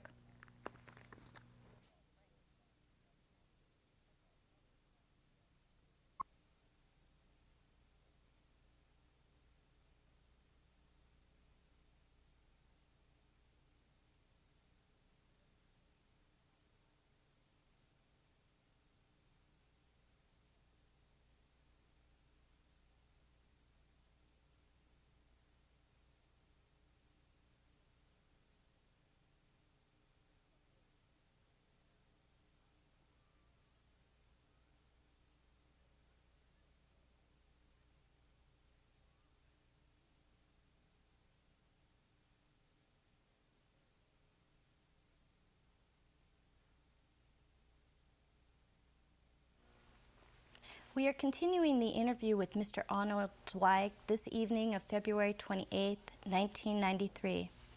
Mr. Zweig, we left off last week with the description of Kaufring. Before we continue, you wanted to mention an incident that happened in Auschwitz. Well, when we were still in Auschwitz, there was one time where everybody in the camp, in that particular C camp, was rounded up and had to come to the front portion of the camp where there were no barracks in an area between the main gate and the two kitchens, where they had erected a gallows, and they were hanging about 5 people that had tried to escape. And all I can say that I'm glad that I was small in stature and was lost in the crowd of all of the people that were standing there. But there was some proclamation read about prior to the hanging and broadcast with bullhorns and loudspeakers. What did they broadcast? Oh, that these Jews tried to escape, and that's the punishment, and that's to the best of my recollection. Let's move on now to Kaufring, where we left off last week. Tell us again how long you were there. We were in Kaufring, I would say maybe 2-3 weeks, maybe 2 or 3 weeks, and we were, so to speak, in quarantine. We didn't go out to on any work detail like all the other prisoners that were there. We were just in our barracks, confined to a number of barracks, and went to the usual appel every morning, the counting in the morning and the counting in the evening, but no work detail. And then after a certain lengths of time, it could have been 2 weeks, it could have been 3 weeks, we were rounded up, all of us that came on this last transport from Auschwitz, and we marched as well as rode on a tractor-pulled cart that had other utensils in there, and we went down the highway from Kaufring towards Augsburg. It's a main highway, and several kilometers there was a new camp which was called Lager Lechfeld, because Lechfeld, close to Lechfeld, was also an air base, and this was a brand new camp. It was similar to the in construction as I showed you on the pictures previously. It had the earth bunkers, and it had a kitchen barracks, and then it was on the outskirt of some woods. It was surrounded by fields. It was away from the highway. It did have some small growth of fir trees, and the SS barracks that housed the SS guards were right in the woods, and the camp was out in the open. And when we did arrive at that camp, we were assigned to one of the earth bunkers, and when I was there, as usually, the drive to look around, maybe you could get something to eat, and I went out to the main square and sort of eyed the kitchen from a distance, and one of the what I found out later, the cook came out, and he waved at me and motioned me toward him, and he asked me if I could, scrub a kitchen floor, or if I could wash a floor and wash windows, and obviously I was an expert in everything. And so he says, come on, and he gave me a bucket of hot water from the kitchen, and we found a scrub brush and some rag, and we marched right out the camp, and he moved me over to a little one-room barrack that was in the woods, and he told me that it was the camp commander's place, and for me to clean it up, scrub the floor, and do what I needed to do to clean it up. It seemed the camp had been also freshly established, and the barracks, the inside had been painted, and just needed cleaning up. So it was that he left me, and I went out there and started scrubbing the floor, and it had a little pot-belly stove in the corner, and I started to make a fire in there, and then I was, in one way I was very concerned, because in the meanwhile, here I was all by myself out there, and the appel, the evening counting, was taking place in the camp, and obviously I was not present, and I hadn't even told my father or where I was going. We had just arrived in that camp, been assigned to an earth barrack, placed the blanket on the straw, and just walked out to look to see what's going on. Well, after considerable time, the camp commander, what turned out to be the camp commander, came in, and he said, I'm the Lagerführer, and who are you? And I told him who I was, and I also told him that I was concerned I missed the evening count, and I'll be in trouble. And he told me not to worry, that he's going to take me back to the camp. He asked me if I was hungry. What a superfluous question. You were always hungry. So he took me back to the camp, and he took me to the kitchen, and there was the same man, the cook, that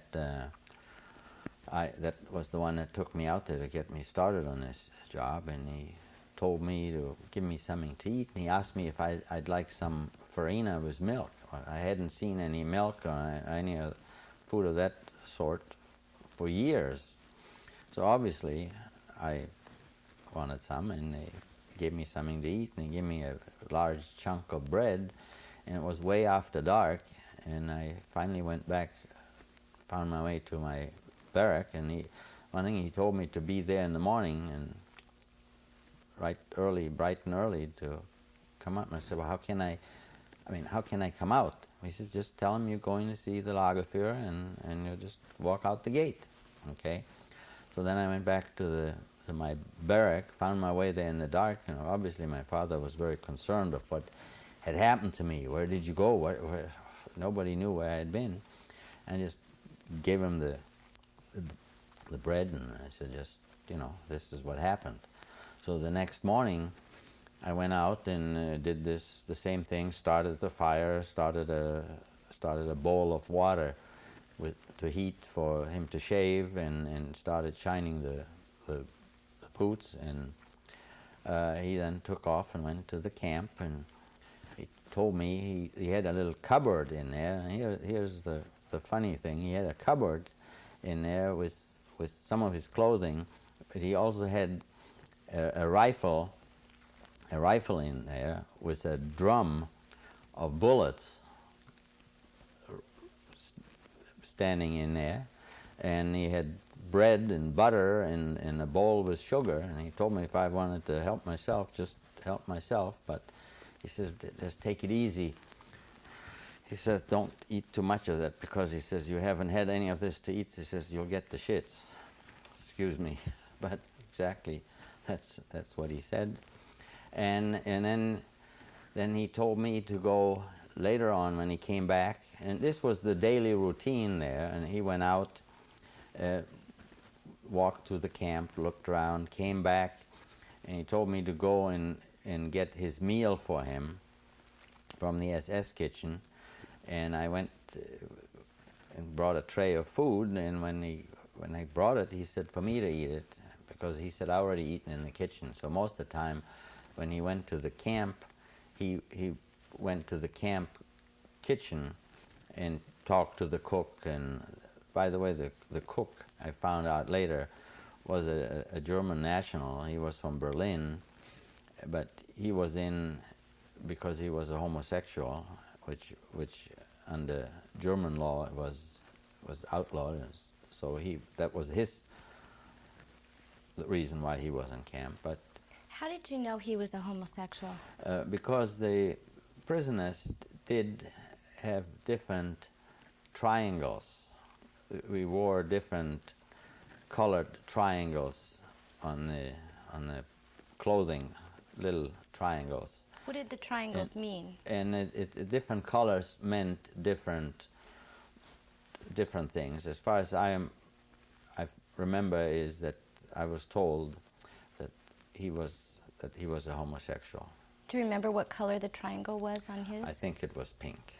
And what color triangle did you wear? I didn't have a triangle at all. I still had the striped uniform, and by this time I had a number. Do you know the name of that person in the kitchen? Oh yes. His name was Joachim Pelzer. And did he survive? As far as I know, he did, yes. What about the name of the camp commander? His name was Karl Hoffmann. Karl Hoffmann, and with him were also two. He was sort of the rank of a I would say maybe a captain, and there were two sergeants that one name was Buckler and the other man's name was Hermes, and they were fanatics. They really gave me a bad time whenever they could. They'd strike me whenever they had an opportunity, and they said, you know, one just said, well, you can tell the Lagerführer if he loves Jews, but he says, what I lay on you, nobody's going to take off. So he would walk around always looking for something. I couldn't do anything right. I was supposed to take my rag cap off and greet him whenever I walked by him, and I didn't salute right. I didn't do it right. I always got one. He walked around with sort of like a braided piece of aluminum cable, like a piece of electric cable, and he followed back from this particular camp, from Lager Lechfeld. He went on to the later on camp. He was with me, or with us, till I was liberated by the Allies. But the life there in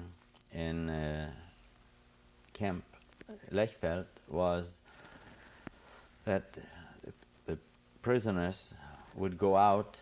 Some would march every morning to the nearby air base, and others would go out and help. This was in September, October of 1944, and they would help with the farmers, with the harvest. And the farmers, the surrounding farmers, were pretty decent people.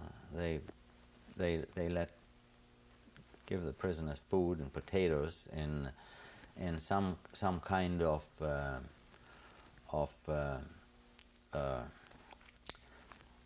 rutabaga type thing. So in the atmosphere, though, in that particular camp was set by the camp commander. And after a while, the camp commander talked to me, and he asked me where I came from and so on. And I told him that my father was in the camp, and he wanted to know if he needed a schreiber, a scribe, somebody who could write things down. And he, oh yes, and why don't I go and get my father? And he'd asked me what my father did, and I told him he was a businessman, that we had a factory in Danzig before the war, and my father had employed so many people. Of course he knows how to write and how to do this things. So I went to the camp one day and got my father out, who was extremely scared and shaking, because SS was the SS was the SS, and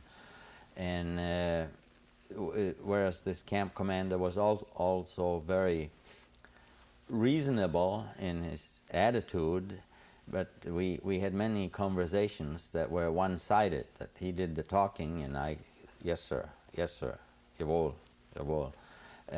He made jokes, but I never dared respond or make a joke, because he once in a while he told me, Arnold, he didn't really call me Arnold, he called me Piccolo.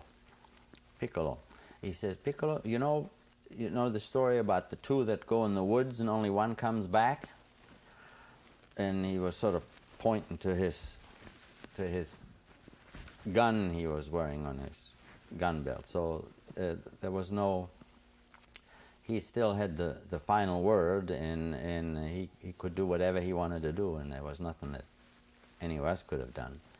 So, but he did get my father to do the writing, sort of to do some bookkeeping for the guards, the camp guards, were a mixture of SS. The two sergeants that were like the camp commander SS were of one branch of the service, and then there were regular German army kind of soldiers that were also camp guards, and they had a commander that all of those soldiers responded to. There weren't very many, I would say maybe 10, 15 at the most. They were inconspicuous, and just taking the corner posts of the camp. And life in the camp in Lager Lechfeld was reasonable compared. There was still hunger, but there were no mistreatments, at least not on an official scale, and it was not as bad as things were in Kaufring, where they were hectic, or in Auschwitz, or anywhere else for that matter. Now, your father did some accounting. Do you know exactly what he did? No. Did he ever talk about what he did? No, we didn't talk about it. It was primarily accounting. I would say this much, that the camp commander and the commander that was in charge of the guard troops, let us say, they would go to the surrounding villages, to the mix with the local folk, and I think, well, I think they took some of the bread and other food items with them, and it seems my father was sort of wound up having to balance the books on the food to make sure everything is fine if there's a thing. They went and sort of looking for a good time in town, or town is too much villages, and I primarily everything had to be accounted for, the food that came in, the bread rations and the sugar and whatever, and I'm sure there are a lot of the stuff that came in for the prisoners that didn't necessarily go where it was supposed to have been going. Now, in the barracks, how many people were in your barracks? were in each barracks, approximately? Well, I'd say maybe 100. And in size, can you compare Lechfeld to Kaufring? The sizes were the same. These were pretty standard, as I'd shown you in the drawing. They were pretty standard, kind of typical lengths, and about that many people in it. Did the layout differ at all from the other camps? No, there were barracks in rows, and then there was a wash barrack above ground, a regular building, and of course the kitchen, which was a very modern kitchen with huge kettles in a water bath type, modern type of kitchen with facilities to cook meals on a large scale. What about the inmates? Can you describe to me the inmates, their nationality? The people there were primarily from Poland. They're the same people that came basically, as I would say, from Lodz, from the ghetto. It came to Auschwitz and were in the barrack at the time that when they rounded up everybody else, and I told you that they had a barrack in Auschwitz with people that you could hear from the screams and the drunken shouts of the soldiers that they were going back and forth to the crematoria.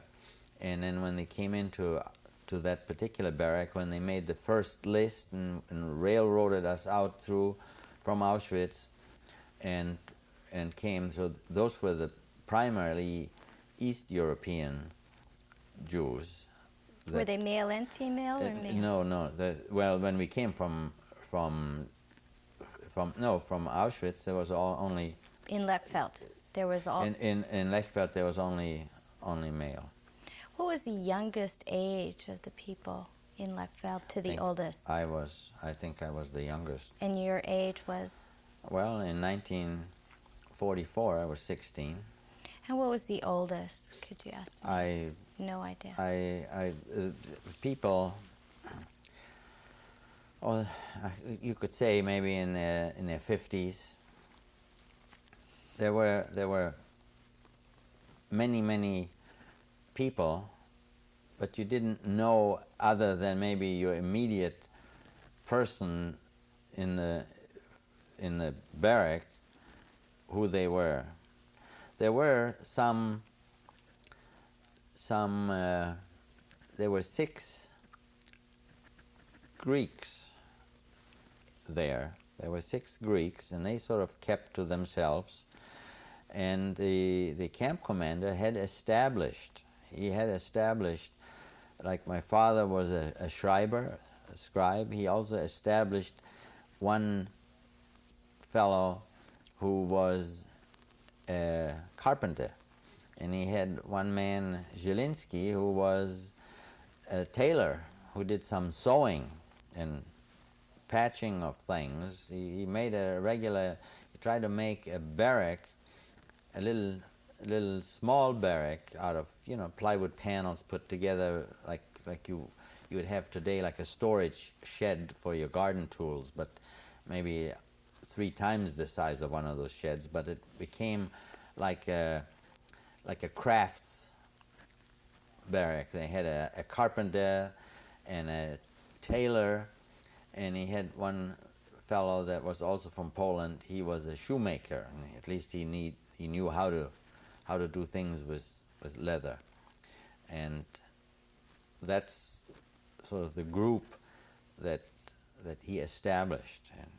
And of course the camp at Lechfeld was dissolved after, and while all this was going on, we did have now air raids. I now realized there were air raids, there were airplanes flying overhead, and they sounded the alarm. Everybody that was there had to be going into the bunker, and the sirens were wailing, and one could hear even the sirens from way from a distance, and then thereafter I could see through the woods, laying in the woods, looking up against the sky, I could see the outlines of small, silvery, shining airplanes going in formation in a certain direction of what I discovered was towards Augsburg. In Augsburg there was a Messerschmitt factory, Messerschmitt airplane maker, and you could hear the thuds of either they were thuds of anti-aircraft guns or of bombs dropping, and then you could see smoke rising in the distance. And also there would be what I now know was chaff or aluminum foil or foil of some sort that was radar deflectors that were dropped, that came falling down, and also leaflets came down which we were forbidden to pick up, and they, said absolutely that we couldn't touch those, but that was going on. Did anyone see what the leaflet said? I didn't see. I didn't pick one up. I know there was chaff coming down, and I didn't know what it was, but there was stuff that was coming down and fell in the woods, but I didn't pick anything up. And did you talk about between yourselves what you thought? No, I spent most of my day from morning going out there. I also wound up washing some clothes in a very primitive way by heating an enamel bowl of water on that pot-bellied stove and taking it out on a bench outside in a scrub brush and some green soap that I got, and scrubbed and washed clothes for him, and by the time I came back to the camp, it was again dark, and just huddled, fell on the straw, and just didn't talk anything. When you were hearing the bombs fall, did the guards or officers act any differently afterwards? Did they talk about what was going on? Not where I was. As I said, they were not running around. There were guards on the corners, up in the guard houses up above. You've seen these typical posts, lookouts where guards would be, and a guard at the main gate. And the other two sergeants, they kept to themselves, or they'd make the rounds in the camp, and they count when the prisoners came back from work detail, and they counted in the morning and all that, but there was no dialogue, nor did they come and visit with the camp commander. They didn't come into his barrack or into his room and talk to him, like having discussions or socialize with him. They didn't do that. Now you mentioned that Lechfeld was being dissolved. Tell me what well, happened. The next thing I found out from the camp commander that he told me that Piccolo, the camp is being closed down, but he was assured that he was getting another camp and that he would take us with him, that he would have that much, that the orders came from Dachau, and I, well, we gave up hope. They said that this was good while it lasted, but the camp was dissolved. We all went back to Kaufring. How did you get back? We went back the same way. We walked back and moved everything back and wound up in the same typical barracks, and in Kaufring, so you're going back to Kaufring. Back to the same place, and there was this turmoil of doing nothing again, sitting all day, running around between barracks or standing around trying to find out what's going on, what's happening in the outside world. Is there anything to eat? Can you get something to eat? There was no work. We didn't go on any kind of a work detail. And then one day, indeed, I don't know how it was, but one day somebody came looking for me, tried to find me. Well, nobody was very far away. You were always around your barracks that you were assigned to. Didn't go wandering all over the camp because you'd be in troubles. But someone came and told me that there's an SS man looking for me. Well, it was indeed the camp commander who had come in to the camp, and he was looking, and he said, "Piccolo, we're going to go in another day or 2 or 3. We will go, and he got a new camp, and we're going to go." And indeed, in a few days, he did round us up. He took the six Greeks, and he took the carpenter and the shoemaker and the Zielinski the tailor, and he took my father, myself, and my father's brother, my uncle. He took all of us. Your uncle's name? His name was Zweig. So how many people? About 12. He took at least 12, and we walked from the camp from the camp in Kaufring. We walked back to the same railroad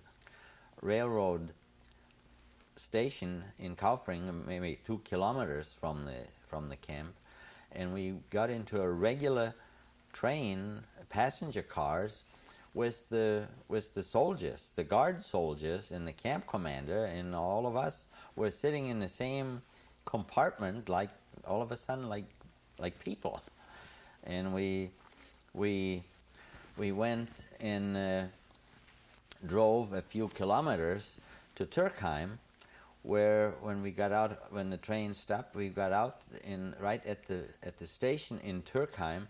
There was a Gasthaus, an inn, and some lady named Schmidt, a widow, was there, and she had an inn with rooms. There were rooms upstairs, and next to the inn was a barn with a hayloft and cows and a farmer, and we went there, and they served us a meal. We all sat together, the SS guards and the camp commander and us, and sat and drank some watery beer and ate, and I got to sleep in the hayloft, in the hay there, and the farmer, the local farmer, who was talking in a very strong Bavarian dialect, which I hadn't known, hadn't heard before. He was trying to talk to me. He gave me some milk, fresh from the cows, asked me if I wanted some, and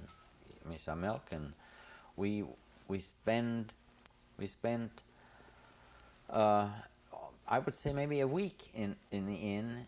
There's a brand new camp about 1 kilometer through the woods, down a path through the woods, and there was a brand new camp with the same earth bunkers that nobody had been in there yet. The fence wasn't quite closed all around it yet, and the barracks is the same little two-room kind of barracks, and for the soldiers as well as for the camp commander. And we were getting the camp ready. So you stayed at this inn? Stayed at the inn, went every morning to do the chores to get the camp ready, because there was supposed to be a transport of prisoners coming to that camp. Now, did this change of eating with the officers and the camp commander, how did this affect you? What was your thinking at the time? Well, we just sort of laughed about it amongst ourselves.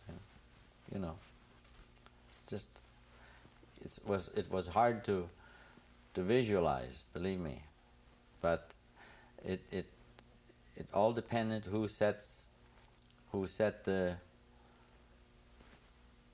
style of what was going on. And believe me, if it wouldn't have been for this camp commander who has had a change in attitude for whatever reason, okay?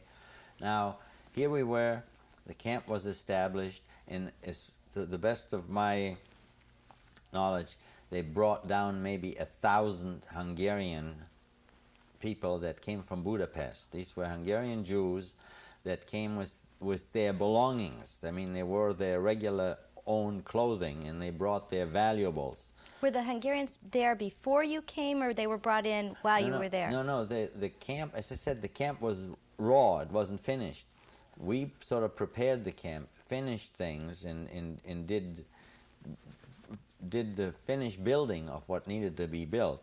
When these people came, and as far as I know, again, they had been marched. They came on a march from Hungary, but they had been rounded up in Hungary, not until towards the end of the war. They had been free to move in their respective country and were not restricted. It was only towards the end, that before they came to Turkheim, they were not in a ghetto anywhere in Hungary, so they had the opportunity to be better fed. They were not as undernourished as we were when we came from the ghetto to Auschwitz, and they were in much better physical shape. They were much younger men, and they came to Turkheim, and the camp commander did let them keep. They took away a lot of their stuff, but they let them keep some of their clothing. You know, they put on 2-3 pairs of underwear and undershirts, and so hang on to whatever. But as you know, the camp commander couldn't be everywhere. The two sergeants, Buchler and Hermes, they were there, and they were mistreating and beating people whenever they had an opportunity, including Tell me about myself. one incident in detail. Well, there's not much detail. It was just any time when I went out in the morning. I went to the barrack, to the camp commanders, light the fire, get him the wash water, get this done. He'd do his routine. After he get dressed, go to the camp, make the rounds. I clean up, make the bed, shine the shoes, tidy up this now was a 2-room kind of a barrack. And but I did during the day go to the kitchen or go to the camp for one reason or another to do something. And whenever I came by this Hermer, he'd always give me one beat me one over the side or on the back with his thing. But he just was that kind of a fellow. At one time or another, while I was in that particular camp, the camp commander, I told you we had our discussions. He did the talking, I did the listening. He'd speak freely about himself, who he was, where he came from, what he was doing before the war. I asked delicate questions if there wasn't a way to find out what had happened to my mother, and about Auschwitz. And he told me about Auschwitz. He gave me his rundown. He told me that he had been in Auschwitz, and he also was in Lublin, which is some camp that was in Poland. And he said in Auschwitz, he said the people did go into gas chambers, and that when they did come out, they had other people take them out, other prisoners, and cut the hair off, which they saved, and made hats out of the hair. And he said they took out the gold out of the teeth, and etc. And as far as, he also told me that the people that did all of that work in Auschwitz, and I know they were living in one of the barracks, in one of the first barracks in that camp when I was in C camp in Auschwitz. He told me that those people, they had the freedom in the camp to do anything they wanted to, those people that worked at the crematorium, because periodically they run them through the crematorium too. So he tell me about this. He said he tried to make an effort to find my mother in Mühlhausen, in another camp. He told me there was a camp here, there was a camp there. He was going to try to do that. Now, you talked about some of the chores that were involved in setting up the camp. What were they? What needed to be done? The barracks were not finished. There needed to be some carpentry work needed to be done. The barbed wire wasn't quite strung all the way around, and it was minor in detail, but nevertheless, the things had to be finished. Now, how long did you stay at the inn in the hayloft, and at what point did you move into a barracks? I would say about not longer than a week. So then you moved into a barracks. And then they did have set up as a very small barrack.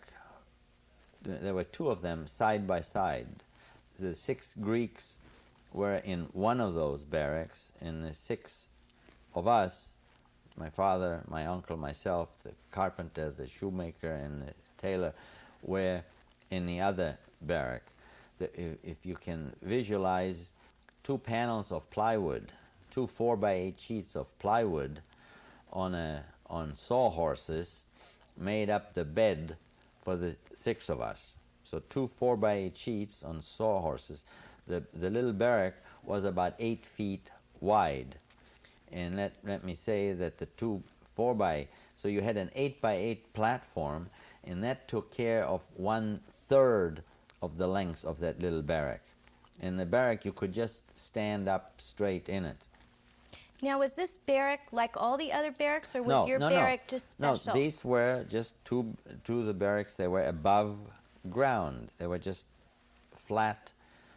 I mean, a little plywood house. And the rest of the barracks? And the earth bunkers were there. I could show you a picture of what the camp looked like.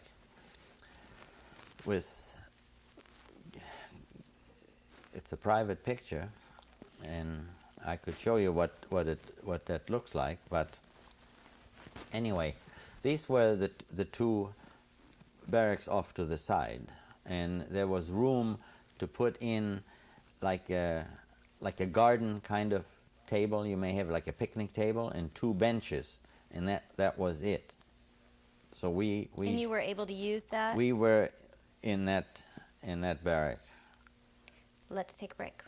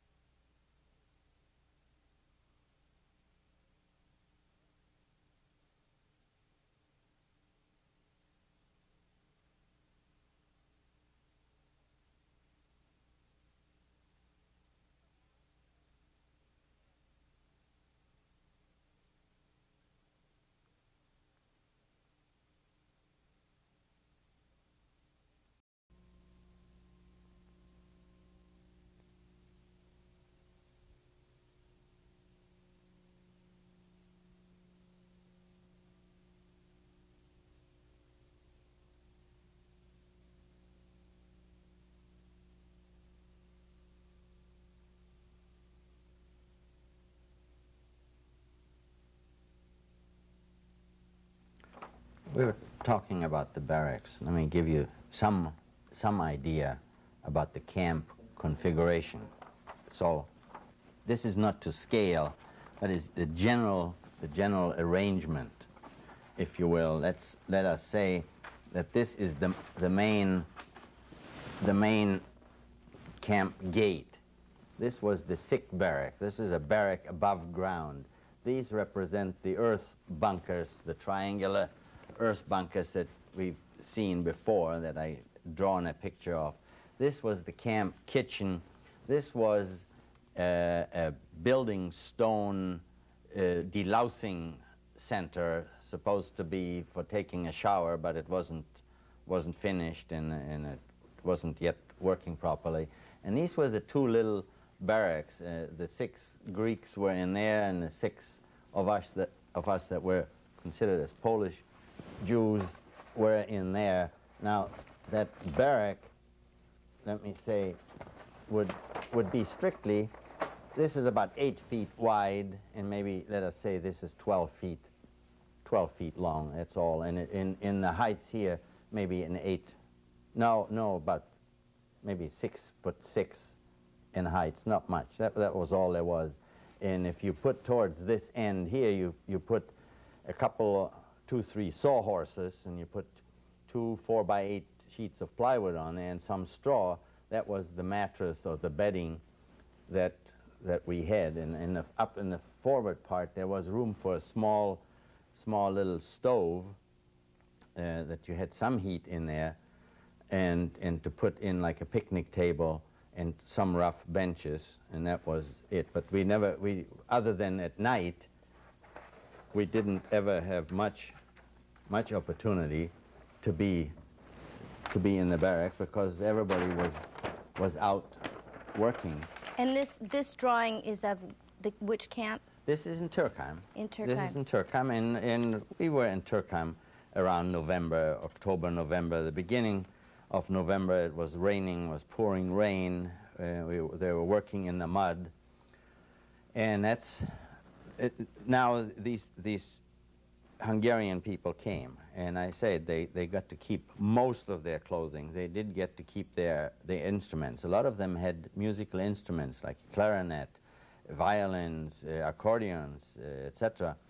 And as a matter of fact, the camp commander did permit them periodically to play in the kitchen, which was a huge kitchen, and it had room for people could come in and crowd into the kitchen. They let them play music and entertain and provide some entertainment for the people. Now, the main bunch of the prisoners would go out to the farmers in the surrounding. The town of Turkheim was about 3 kilometers. You could see it across the fields through the barbed wire fence in relationship to the camp here. In relationship to the camp, let me say that the railroad station was over here, about up in this direction, about 1 kilometer, 3/4 of a mile through the woods this way. Here were the woods, very young trees, and in the trees was a barrack here where the camp commander was. That was his barrack. It was a 2-room little barrack. And then across here, on this side of the road, was a barrack where the SS guards and the regular guards were.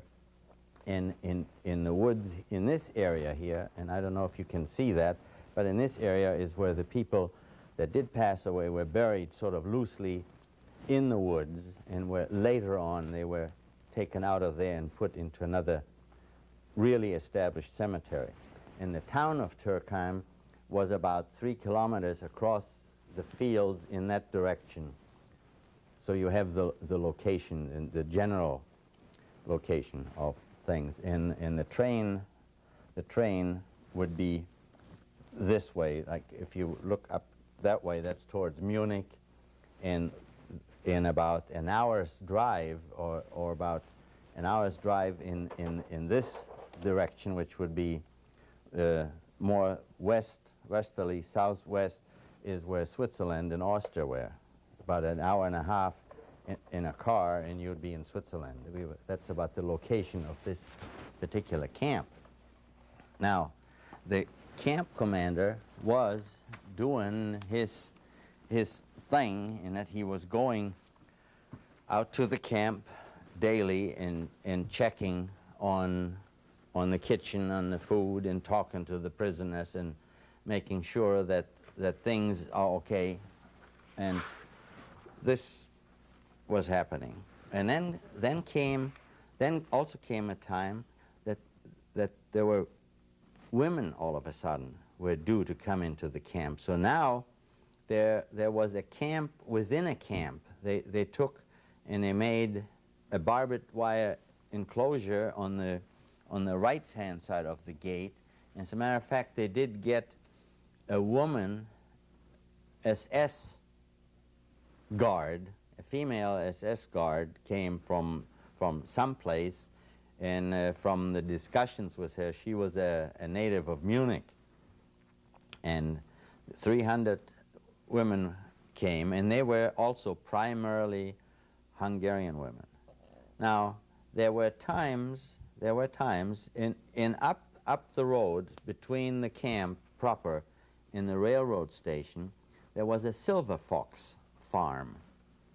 It was about all in the woods. Just visualize a camp on the outskirts of woods, and then you have trees that are maybe 50, 60 years old, tall trees, and in just a road, a mud road wide enough for a car or a tractor and a cart pulled to go up winding for maybe 3/4 of a mile, and then you are at a railroad station where the inn is, and where there were a few residential homes, like single-family dwelling, 2-story single-family dwellings out of brick.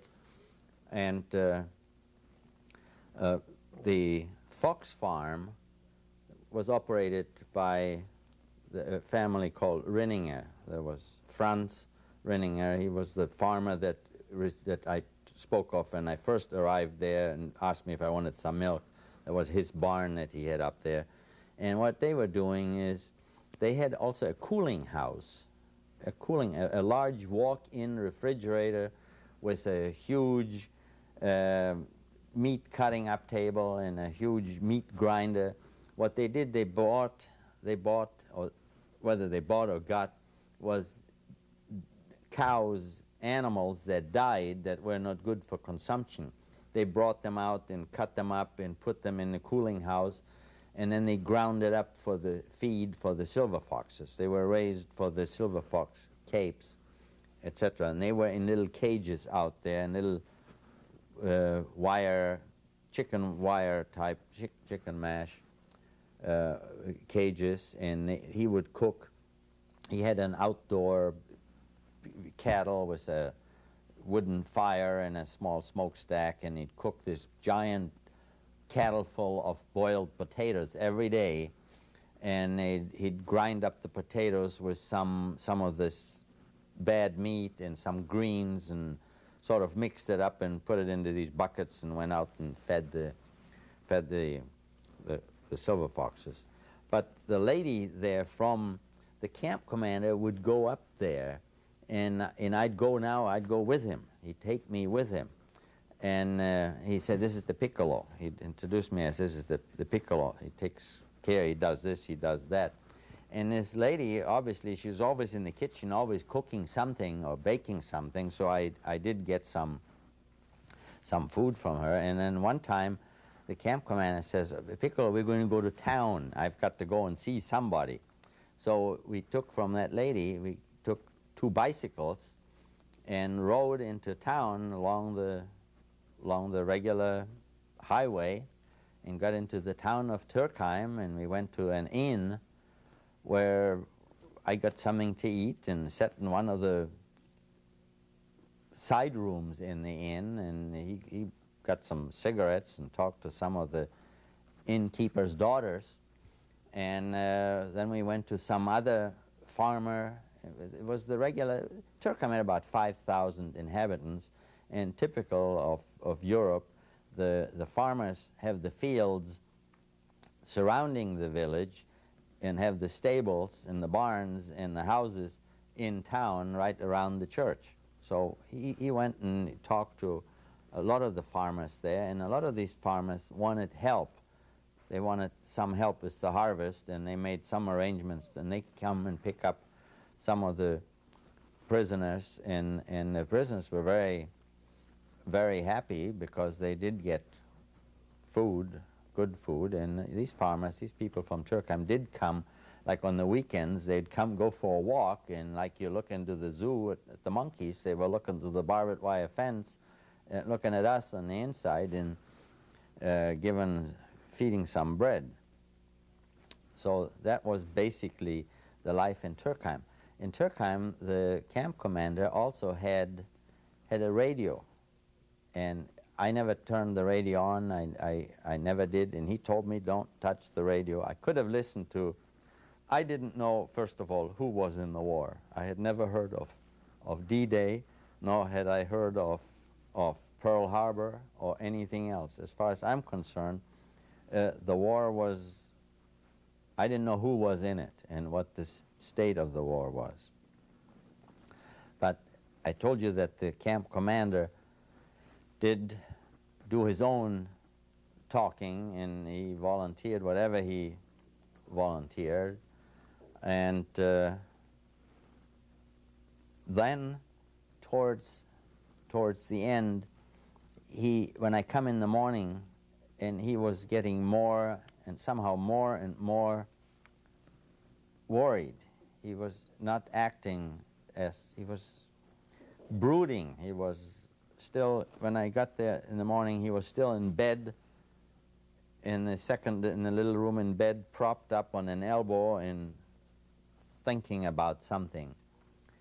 And I don't know what was worrying him, but there were again more air raids, and a lot of things were happening, and somehow there was more war activity, more airplanes flying over, more bombings that you could hear from the distance, and you could see the puffs of anti-aircraft fire in the daytime. These things were happening in the daytime.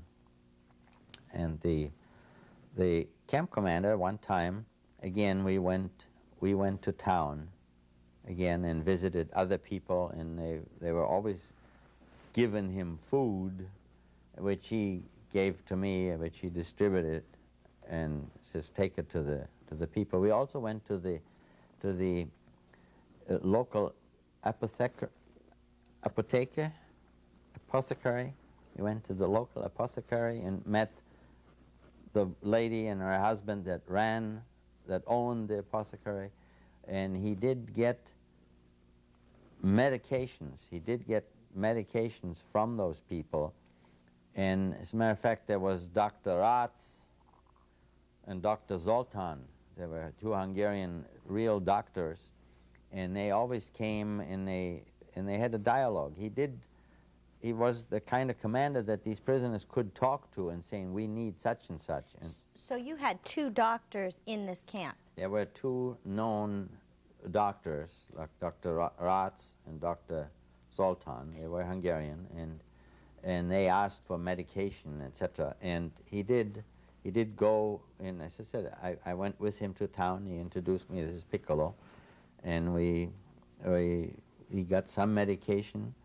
And he also went to the local bakery. As a matter of fact, he went everywhere where there were somebody's daughters there. He always had some, and believe it, he had baskets, wicker laundry baskets of cookies baked that he brought to the camp when, at that particular year, 44, 45 for Christmas. And they gave some of those for the people in the camp, and they did have some music again that they would permit to play. But as the time progressed, I guess things on the outside, we still did have no information of what is going on anywhere else, other than my information was just on a strict local level. And I also had an opportunity now to take a bath. The lady there was in the fox farm.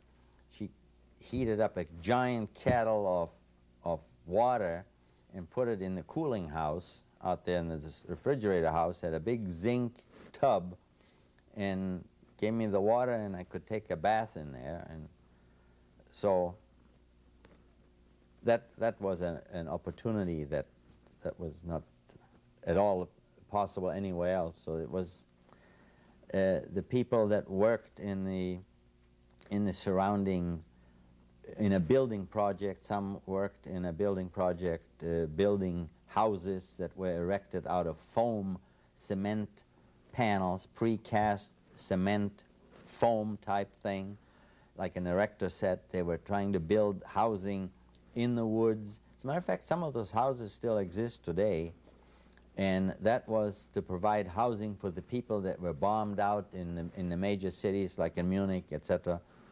And others went to work with farmers. And your father? He was still doing the same thing with the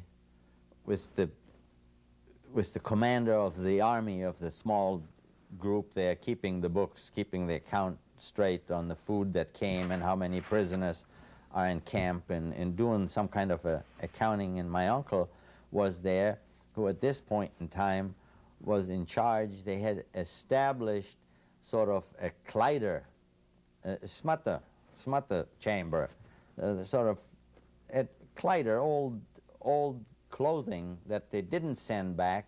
They had sort of made a kleiderkammer, one of these barracks that had things so you could go there and saying, can I get another this, because this here is all worn out. So he was... So you were able to get different clothes? He was able to provide some different clothing for the people. I had some clothing that the camp commander had gotten for me from the local populace in Turkheim proper, and the only thing that I had my number here, 112292, a little white number. That's the only thing that now identified me as a prisoner. Yeah, it seems like you had sort of a special relationship with this commander. Was there jealousy? Were other inmates jealous of you? No, not at all, because he was just everybody could talk to him, and anybody that wanted anything too, they why don't you ask? You know, you go in and out. You ask, what's going on now? Can we do this? Can we do that? So he talked to the Greeks, and he talked to the other people, and he talked to Dr. Ratz, and he talked to Zoltan, and all of these other people. But then there were always the two thorns there, Sergeant Buchler and Hermer. Hermer at one time was coming there. He had his wife come and visit him, and he was sitting there in this Kleiderkammer, and he was drunk, and he said, did you see my wife? He said, did you see all those gold teeth she had? He says, I got all that gold from the crematorium out of the ashes in Auschwitz. I got that. And then Sergeant Buchler at some other time was sitting in the same chamber there.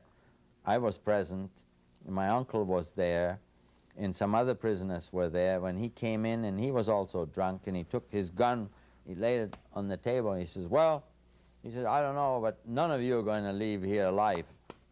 And it just sort of pointed to his gun. But you can't argue. It was usually, all of these discussions were always one-sided discussions. Now there was one time, now there were more air raids. Something was happening. At one time, the commander came and he brought at least 4 higher-ranking SS people, higher ranking. They were not from the SS, they were from the SD, which is the security branch of the SS that I understand. And they had pulled up in a train at the siding in Turkheim, up at the train station, and they, I guess the way I understood it from the camp commander, they had come back from the Russian front, from Russia. They had barrels of vodka, and they were on the retreat now. We're now must be in the January, February of 1945. Things are coming to a quick end all over in Germany, which I know from now, not from then. And these people, somehow they came down to visit, and they brought several bottles of vodka, and since I was supposed to be there, I retreated to the second of the two rooms to be out of sight, because number one, all of these SS guys outranked the camp commander, and number two, I didn't want to be in the way when they get drunk and they could use me for target practice or anything else for that matter, and I didn't want to be there. But they spent several days, and the camp commander went up to the train, and he came and he says, "Pico, oh, they have so much vodka," and he brought several bottles back and put in his cupboard himself. And then as one time there was an air raid now at night, and the only thing that I remember that when there was an air raid, all of the lights, and I showed you a typical barbed wire fence with all of the lights on every post shining all around. All the lights were immediately always gone. Everything was in the darkness. But I remember distinctly, now this was when I was in the camp. At night I was always in the camp. Coming out of the barrack and taking a look, and all I remember that on the four corners of the camp there were flares of light suspended. There was something suspended in air that was illuminating the whole camp like the four corners. It was just hanging there, and it was bright, burning, and was very bright. And the best I can tell you that it seemed that the Allies knew where there were camps, and that they had marked the camp as they were flying over on their way to Augsburg again, to the Messerschmitt works or someplace, that they somehow marked, outlined the camp so that nothing would be accidentally dropped on the camp. I couldn't explain it any other way. And then one day, the camp commander was always, he was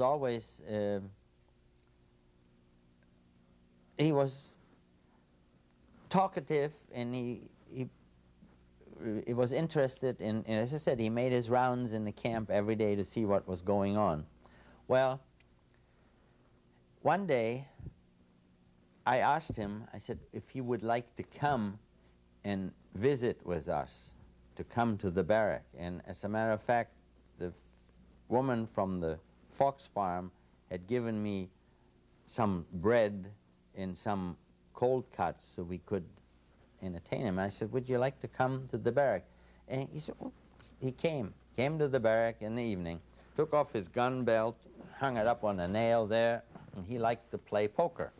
So he took out some money, he give the other guys, I didn't play cards, I didn't have any idea, but he gave the adults, he gave them some money, and then they played poker. And they smoked cigarettes, and they ate what there was, and after a bit he had all their money back, so he gave them some more money, and they played some more. And then there was a knock. There was a knock on the door. It was the main guard from the main gate, and said there was a phone call for the camp commander. And he got up, he took his gun belt, put it on, ran out, went to the main gate, and he didn't come back. And now everybody was wanting to know what's going on, what's happening. Well, Piccolo, you go. Well, I can't go, it's after dark, I never go. Well, you go. So, okay, I went. I went past the guard and looked him straight in the eye and said, I'm going to see the camp commander. Here was the camp commander. He was in his barrack, in the stove, had a fire going. The drawers of his desk were open. He was taking papers out and tearing them and burning them and tearing them and burning them. And I said, what's going on? What's happening? And he said, Pico, he said, the order has come that all of the prisoners are to be rounded up, and they're all going to be sent and exchanged for prisoners of war via Switzerland.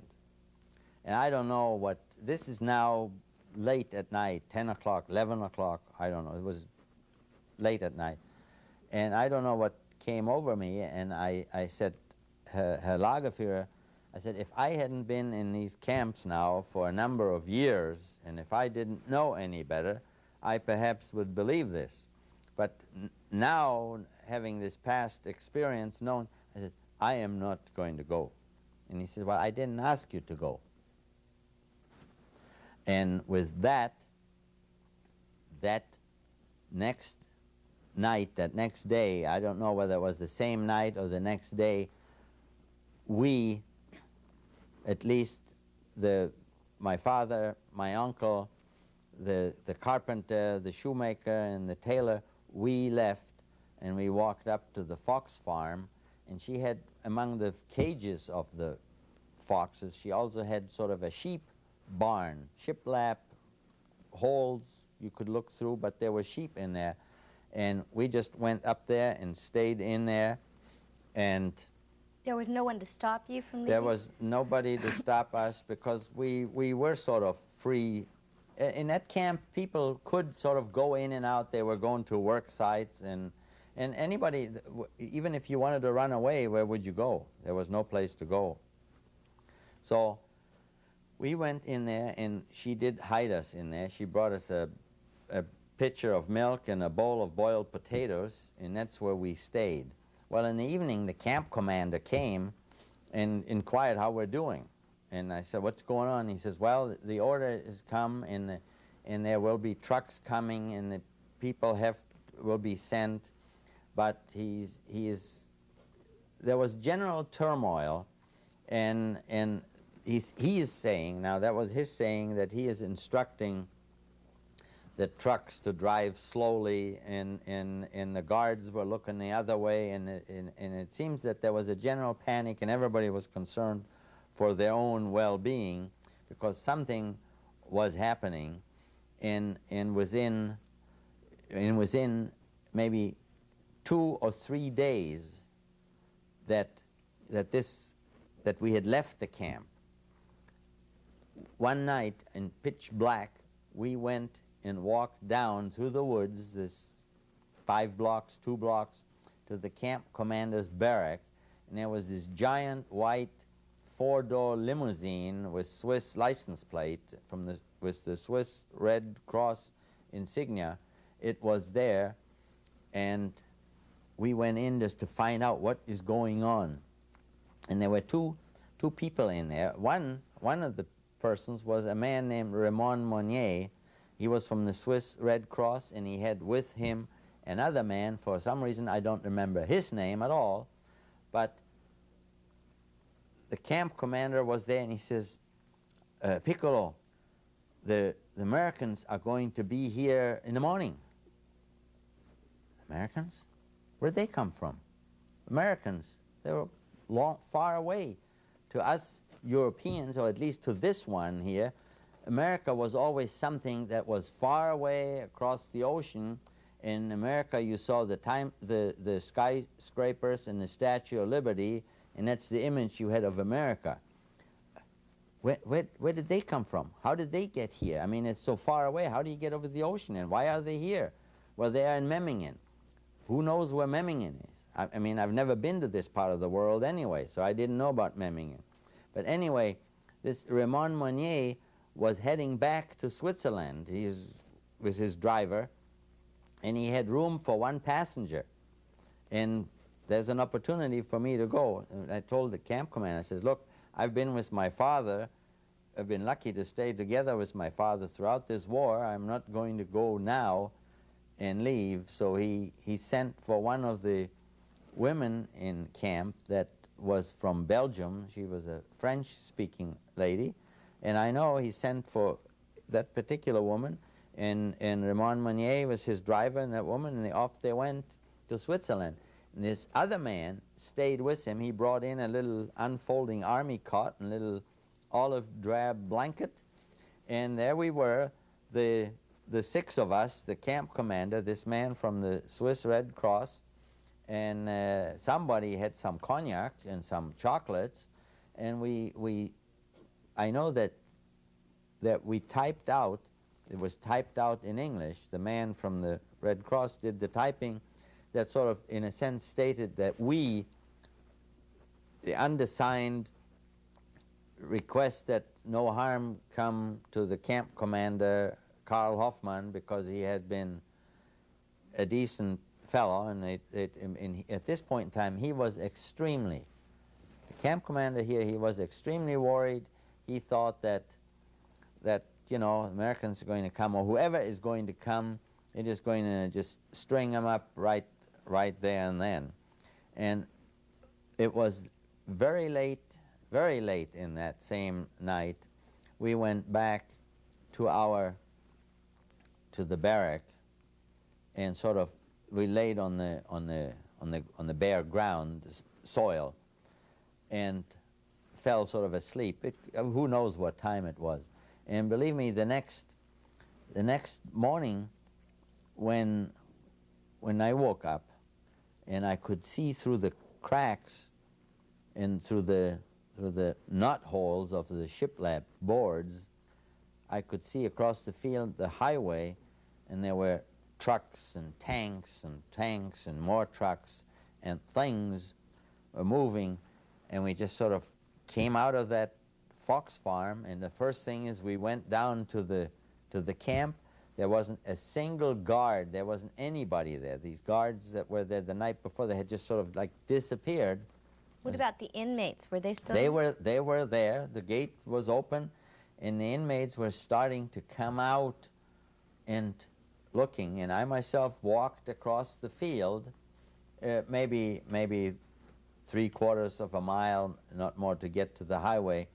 And there were these trucks, and there were soldiers with the netting in the branches stuck in the helmets, and they were going, and they were waving, and I was waving, and I was jumping up on the truck, and we were shaking hands, and they were saying a lot of things to me, and I'm sure I said a lot of things to them, but who knows what was said. But there was a lot of handshaking and backslapping, and then I realized that, gee, I got to get off this truck better before it keeps right on going. So I jumped off, and I went up the road again, and in the ditch on both sides of the highway there were dead horses. Somehow during the night, whoever was retreating with horse-drawn wagons, and as a matter of fact, it must have been like a PX kind of supply thing, because in the ditch, I walked down into this ditch and looked what there was, and there was a cardboard box with little ampules of what turned out to be lighter fluid, little glass sealed ampules that you sort of break the glass off, and you have lighter fluid for your lighter. Well, that's what I've always wanted, you know. I picked up this big box with these ampules of lighter fluid, and hey, that's mine, I've got it. And then I walked on by, and I saw a round scroll of tanned leather, like for shoe soles, etc. What do I need this lighter fluid for? This shoe leather is much better. So I got the shoe. I didn't have neither used for one or the other, but that was the first day, as I said. That's the way it was. And then after a while, I decided I better go back to the camp, and my father is going to be worried to see what's happening. Now I went back to the camp, and we were in the camp proper, in the main front where the assemblies and all of this took place. And here were all these prisoners that there was no place to go, you know. You were just, all of a sudden you were free, and pretty soon there came a jeep, and I believe it was a major and his aide and a female interpreter, and all of these prisoners that were there had just surrounded the jeep and tried to listen to what was going on. The main gist of the conversation was that the camp commander was in his barrack, and that he was a good man, and that there should be no harm. And the best of my recollection is the major had tears in his eyes. He said that he'd come from Normandy. He had traveled all over Europe. He had seen all of the concentration camps and in what form they had seen those camps. But he said this is the first camp that he had come to where the prisoners are standing up for the camp commander, and he said to get him. And they said, well, Piccolo, you go and get him, you go and get him. So I went to out the camp, went to the barrack, and there was the man from the Swiss Red Cross in the camp, and I said, they want you in there. And he was shaking like a leaf. He thought that they're going to just execute him right there and then. And that was the 27th of April, 1945. That's when I was liberated, and I had to start life from scratch and get used to it.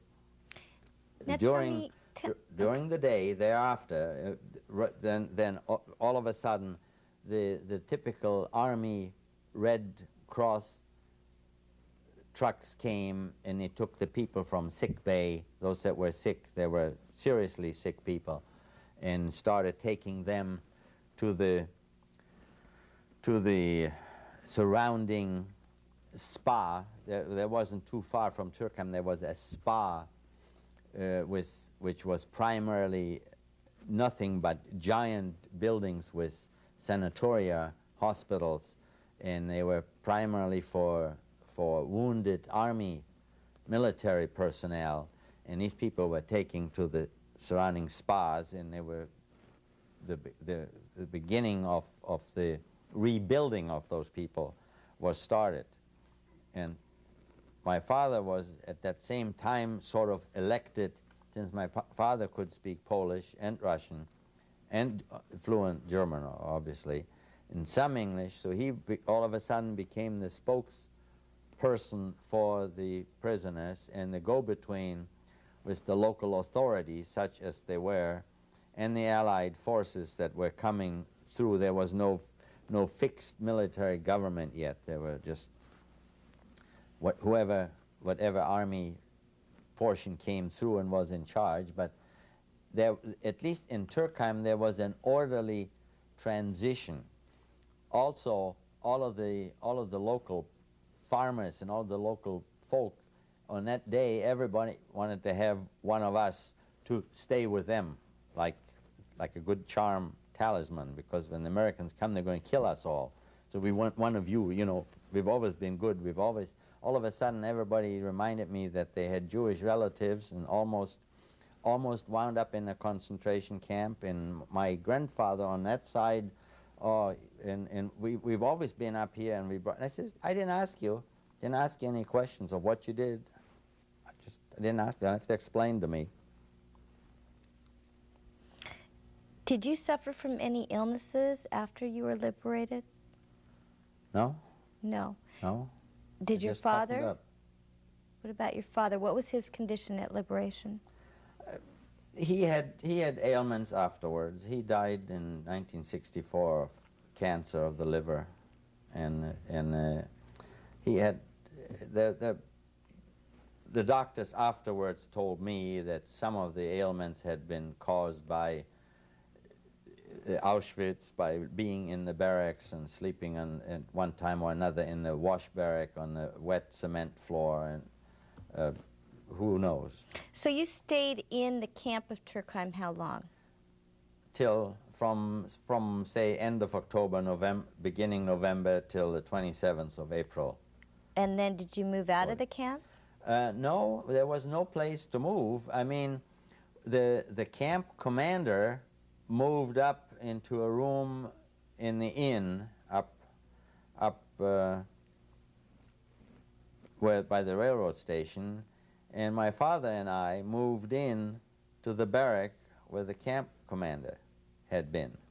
And some of the other prisoners went and found quarters with the local population in Turkheim, but the UNRWA, the United Nations Refugee Relief Association, they were supplying now army rations to us, and they were using the main kitchen as the dispensing place for food. So the people, you see, the people didn't have any clothing either. They were still wearing the rags. So they found at the railroad station, they found some boxcars with cloth, with bales or balls or whatever it is called, bales of cloth and all of the women started sewing. They all had the same flower pattern of all had the same dresses, and the man had all the olive drab material that there was, and they made slacks and suits and jackets and such. And there was a local shoe factory, Salamander shoe factory in Turkheim, that they gave, and then so many pairs of shoes for people, and then there were collections that, in that respect, you see, the camp commander all stayed in the vicinity, and he worked now with the local authorities, with my father, and with some of the other people to collect clothing from the surrounding villages, the people that were donating clothing, and started to organize things like that. Did you find any other surviving family? No. No. No, we found out that one of my father's brothers, who had lived before the war in Lithuania, had passed away within 2-3 weeks prior to liberation in a camp called Igling, which was a tiny little camp next to Kaufring, just a little railroad stop, and we found that out later. Okay, we have a photo that we'd like you to identify. Can you tell me who is in this photo? Well, myself in the middle, my uncle is on the right in this photograph as I look at it, and my father with the tie on the left. And your uncle's name again? Zweig. And this photo was taken when? This was taken in the first few months after liberation, and it was taken on the site in the vicinity of the camp. And what are we seeing now? We're seeing the camp, and we're seeing the car that the Americans confiscated from a local known Nazi, and gave it for his disposition so he could drive. And the man on the right with the white cap is a Hungarian named Bodnar, who was doing the driving for my father. I cannot identify the man next to him or the other man at the gate. What are they driving through? What is that? That is the main gate into the camp. The car is on the outside, and the camp is beyond that. And the kitchen barrack would be in direct back, straight back. And the next photo? That's also after the war. It's my father that's standing on the left, way on the left, with the light raincoat, and I see the third man from left to right there with the white cap again is Bodnar, and I'm sure that's his Hungarian girlfriend, Itza, and I don't know who the man is thereafter, but they're looking at this point in time at the remnant of the camp. And this is the barbed wire fence is in front of them? Say again? The fence? This is, yes, that's the remains. barbed wire fence. As far as from the location and from the skyline and all of that, they are inside the camp, and the photo is taken from the outside. Now, what did you do over the next couple of months? Next couple of months, I was trying to catch up with my past and trying to come back to finding out who I am. And obviously, the main question always was, what happened to my mother? And my uncle primarily was the driving spring. My father was primarily occupied, and I believe he threw himself into this kind of occupation to be occupied in trying to repatriating the people, those that wanted to go back to Hungary and those that wanted to go back to Poland, those that wanted to go to Israel, and working with the authorities and trying to get things back to normal, so to keep, I guess, his mind away from his own problems of worrying of where his wife was. So we tried, in those first few months there was an awful lot of traveling. You know, people from other camps came looking for relatives, for survivors, and that's when, as a matter of fact, in the very first months, the very first summer, Other people that came recognized the camp commander, and they said that the camp commander, they remember him from other camps, that he had been like a lion. He had been killing people, and he was a mean man. And pretty soon the counterintelligence, the CIC, the counterintelligence corps of the army came, and they checked his papers, and they wanted to see his, I guess every soldier has some kind of a soldier's passbook, and there were pages missing. As far as I knew, they confined him to his quarters, and they asked him not to go away. And the next thing I knew, they rounded him up, and they took him away to Dachau, which has now become the center of the concentration camp guard trials that were going on there at the same time. Okay, now I'd like you to identify what we're seeing. That's an ID card that was sort of issued by the refugee organization. And do you know the name of who ran this refugee organization in Turkheim? No. It was the United Nations, and I don't know who these people were. They didn't, we didn't have any contact per se. You have a book that you wanted to show us?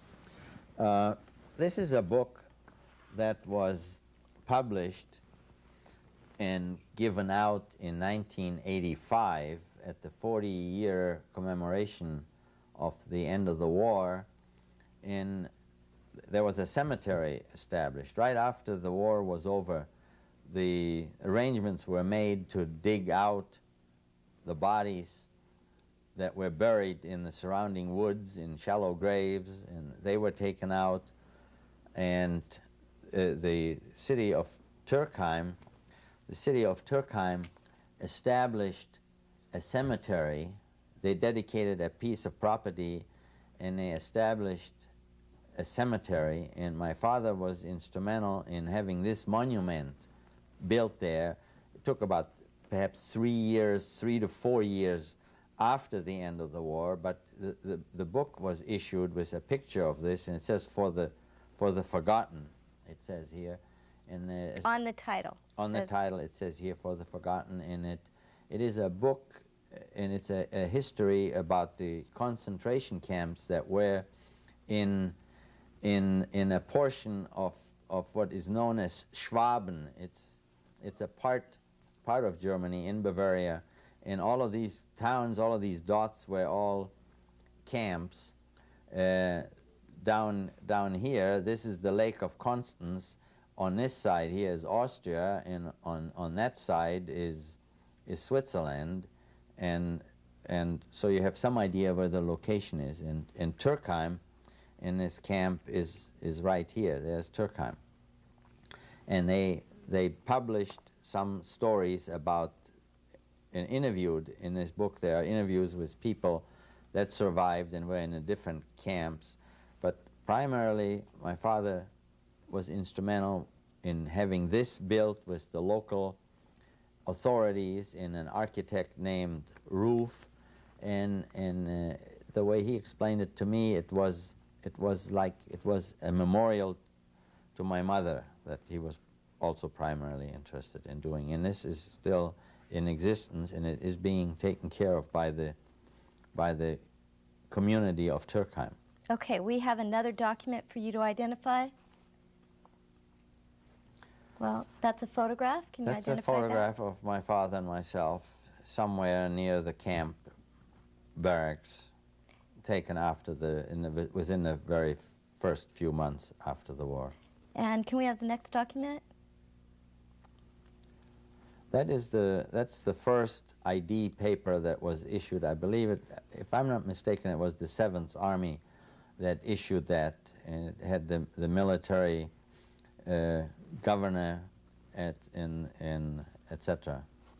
The next photo? This is a photograph that was taken during the time, I'm sure, because from the location of the woods, that was during the operation when they did dig up the people that were buried for transfer to the camp. And in the center of this photograph, what are we seeing? Well, as best as I can say, there's a person there with a shovel, and there may be another person in the background. So they're digging and there's up. some trees they were digging out. That was taking place very soon after the war was over. This could have been April or May, and then the people were buried in that cemetery where this monument is, and there was a memorial service held at that point in time, and the military. We have a photograph of that memorial service. Can we bring that up? Yeah, that's taken from behind there was the military U.S. government, people, and the local German government, such as it existed, were there, and my father was there, and my uncle. My father is standing there on the left, and my uncle is on the right. There may have been a moment of silence when this was taken, and there were some speeches made. The next photo? This is a tombstone and a grave of a young girl that was accidentally shot at the same gate that you showed earlier where the car was. For some reason, there were U.S. military personnel guarding the camp. There were those people that were still staying in the camp barracks that didn't have any place to go. For some reason, there was military guard in all of the DP camps. They were now called DP camps. And there were young soldiers, and this was a young girl in her late teens, and they were fooling around. Who was American soldiers? The American soldiers, and this girl was standing around. She was one of the Hungarian prisoners, free now, but they were fooling around with the gun, either changing guns as the guards came and went, and a shot somehow went off, and she had a stomach, got hit in the stomach, and she couldn't do anything for her. She passed away, so she is buried there. So an American soldier accidentally shot her, is that it? Yeah. Okay, we have another photograph. That is probably the grave of a man named Zweig, who came to live in this. He was probably buried there maybe in 48 or maybe in 49. Some of the people that were in that particular camp somehow settled down for a period of time, for a number, at least 2 or 3 years after the war. They settled in the town of Turkheim as they were waiting for their paperwork. The Hungarians went back to Hungary, but there were other Polish Jews that didn't want to go to Poland, that wanted to go to Israel, which wasn't established yet. But what did you do? I eventually started with my studies. My father rounded up some private tutors in the local village, and I went to their houses and started with the filling in of the missed education that I didn't have from, say, from late 40 till 45, and it was seriously lacking. So you stayed in Turkheim? I stayed in Turkheim, and my father stayed on there and settled down in Turkheim. Even after the repatriation was done, my father started a trucking business with the help of the American. Now we have another document for you to identify. That is my uncle, who was still around there too, was searching for survivors, for other family members, and we did get this from the International Refugee. This is a certificate stating that in the archives they found my name, but my date of birth was was wrong, but it shows my address in Danzig, our home address where I lived in Danzig, and also shows that you know, like I was born on the 13th, 31, 1928 in one place, and the other place I believe it says born in 1926. Now, I see a prisoner number on there? Yeah, it's 112292. And that is your prisoner number? That's the one that I wound up with, and that's the one that I told you I was wearing on here. Now, when did you leave Turkheim? I left Turkheim in December of 1950. And where did you go? Went to the United States. Now we have another document for you to identify. And that is? I cannot see very well, but it seems that it may be a birth certificate. Okay. It's a translation of. Yeah, it is.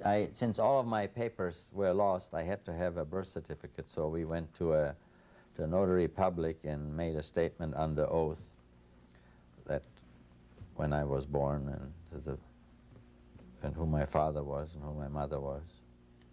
Let's take a break.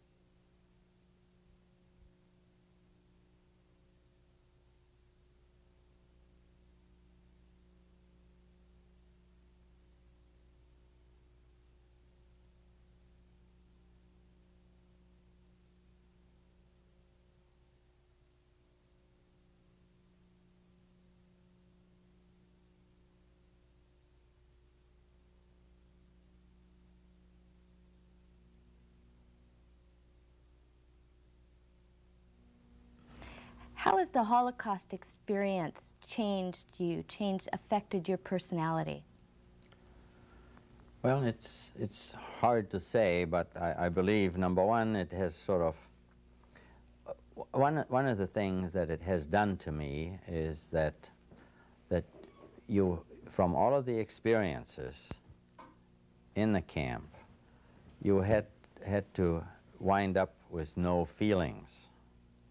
It seems I don't react normally as people expect me to react when there's something that would require an expression of feelings. And I believe that came from the fact that in Auschwitz, in many other places, you had to stand. I've explained that at an earlier time. You had to stand there and not wink an eyelid and watch the person next to you being beaten and mistreated, where you were standing there with your clenched fist trying to do something, and yet you couldn't show any emotion because that's all that was expected of you. And so I have been told by people every now and then that you don't have any feelings. Well, maybe I don't have any feelings on the outside, but I do have, at least I think I have feelings on the inside, but you just don't see them. Now, you said you left for the United States. What was the date that you arrived in the United States? I arrived in New York on the 29th of December 1951 and in Bozeman, Montana on January 1, 1952. And was your father with you? No. Where No, was I your had a father? scholarship to attend Montana State University, and I had a scholarship for 1 year, and that's the way I came to the States. And where was your father? He was in Germany. So he stayed? He stayed, yes. He was rather shocked when I told him one day that I've decided to go to the United States. I had, starting somewhere in 1945, 46, I had started with my studies. I wanted to be an engineer, and I had to do the required studies to pass the German exams, and I graduated from high school in 1950 with the help of many tutors, and I went to the university in Munich to study engineering, and then I saw a little notice in the university lobby that students with several semesters of engineering that wanted to go and study in the United States could apply to the World University Service, and that's what I did. And I did receive a scholarship to go to Montana State University. I also had the opportunity to go to Yale, which I turned down as Yale didn't mean anything to me. Had no idea, and the name Montana implied that there were mountains, and I had gotten used to by now to the life in Bavaria skiing, so Montana, here I came. How did your father feel about you leaving? Well, obviously, I'm sure he was not overjoyed. Did he come later on to the United States? He did come to the United States. He did get immigration papers and all of that, and he came over in 1954 when I graduated. He came and had the capability for permanent residency. He came as a regular immigrant, but it was very difficult for him to set foot in the United States at that time in his life. And I now had graduated. I had my first job. I came out to Washington here, and he came out here with me.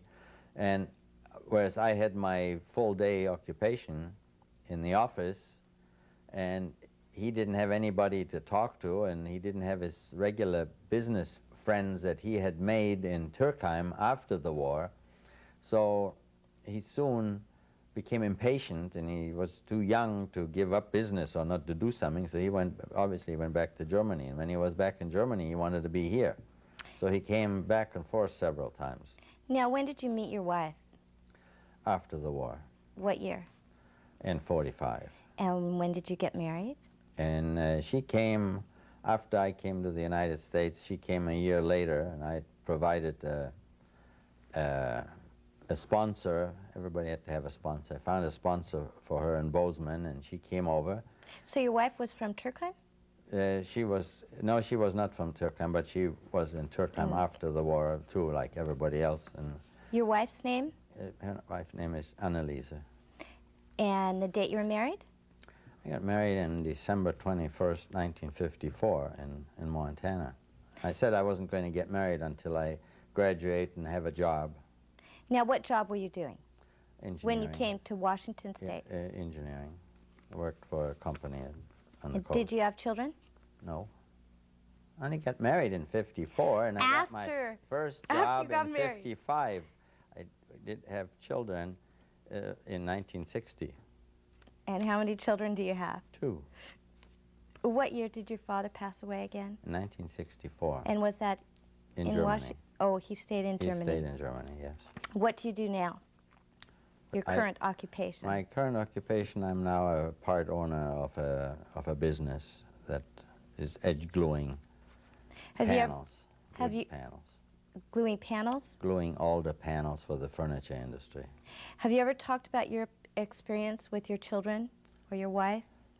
Yes, I've talked with my children. As a matter of fact, I did speak to the Rotary Club, the Kiwanis Club, the Lions Club, the Cody High School Teachers Association, and at the assembly at Montana State. And I talked to the regular high school every year when my children were going through high school, and they came to in their history lessons about World War II, they always invited me to come and say a few words. So, how has your experience affected your feelings about Judaism, your religion?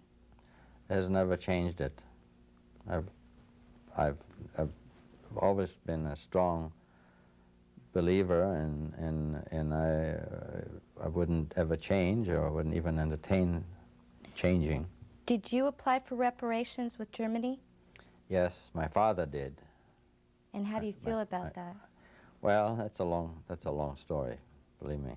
That's something I don't even want to get into. because my father tried to claim the loss of the factory and all of this, and there were some statements made. My father had long passed away, and I was trying to do this from here. I didn't have the kind of funds to pursue this on an international lawyer level with American lawyers and German counterparts in trying to fight the system. But the end result was that some judge someplace in Germany said that they didn't think that my father lost the factory, that it was confiscated, because after all in 38 or thereabouts there were no persecutions of Jews anywhere in Germany. Well, as I said, I had to grit my teeth and take the paper, and I don't want to get into that. If you ever had the chance to come face to face with one of the people who abused you, what would you do and what would you want to say? I often thought about that. I thought about that, and I probably wouldn't do anything. I'd probably sort of kick him in the side and say, remember me? I'm the guy, we were together. You were such and such, and I am such and such. But as far as, and there were two people that I know. I don't have any hatred against any of the masses that were faceless figures with no name or anything, but Hermer and Buchler that personally did me do harm and really tried to go out of their way to give me a beating every now and then. As I say, I don't know if I would stoop down to their level. I'd probably just... If you knew then what you knew now, what you know now, what would you have said to your mother the last time you saw her in Auschwitz? I don't know. If your mother could hear you now, what would you want her to know about you?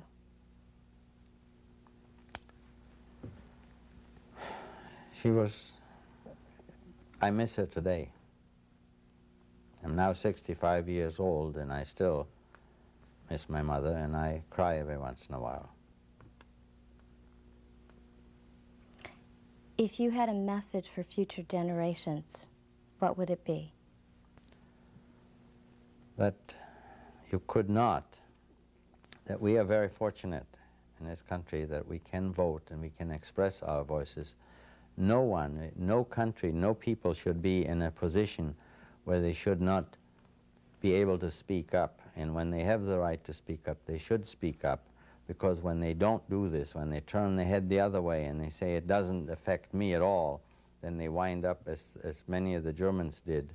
And I don't have a hatred to Germany, and you can't, and I wouldn't say that the Germans, the Poles, the Russians, I could condemn the system.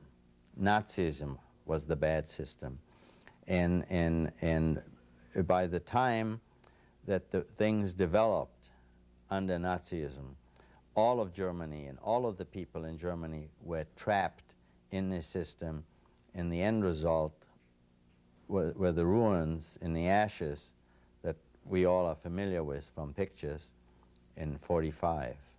And if people don't do this and don't stay aware and don't monitor systems of what is going on, we can repeat history again. And it's not my word that says if we haven't learned from past history, then we're up to do the same mistake again. Thank you.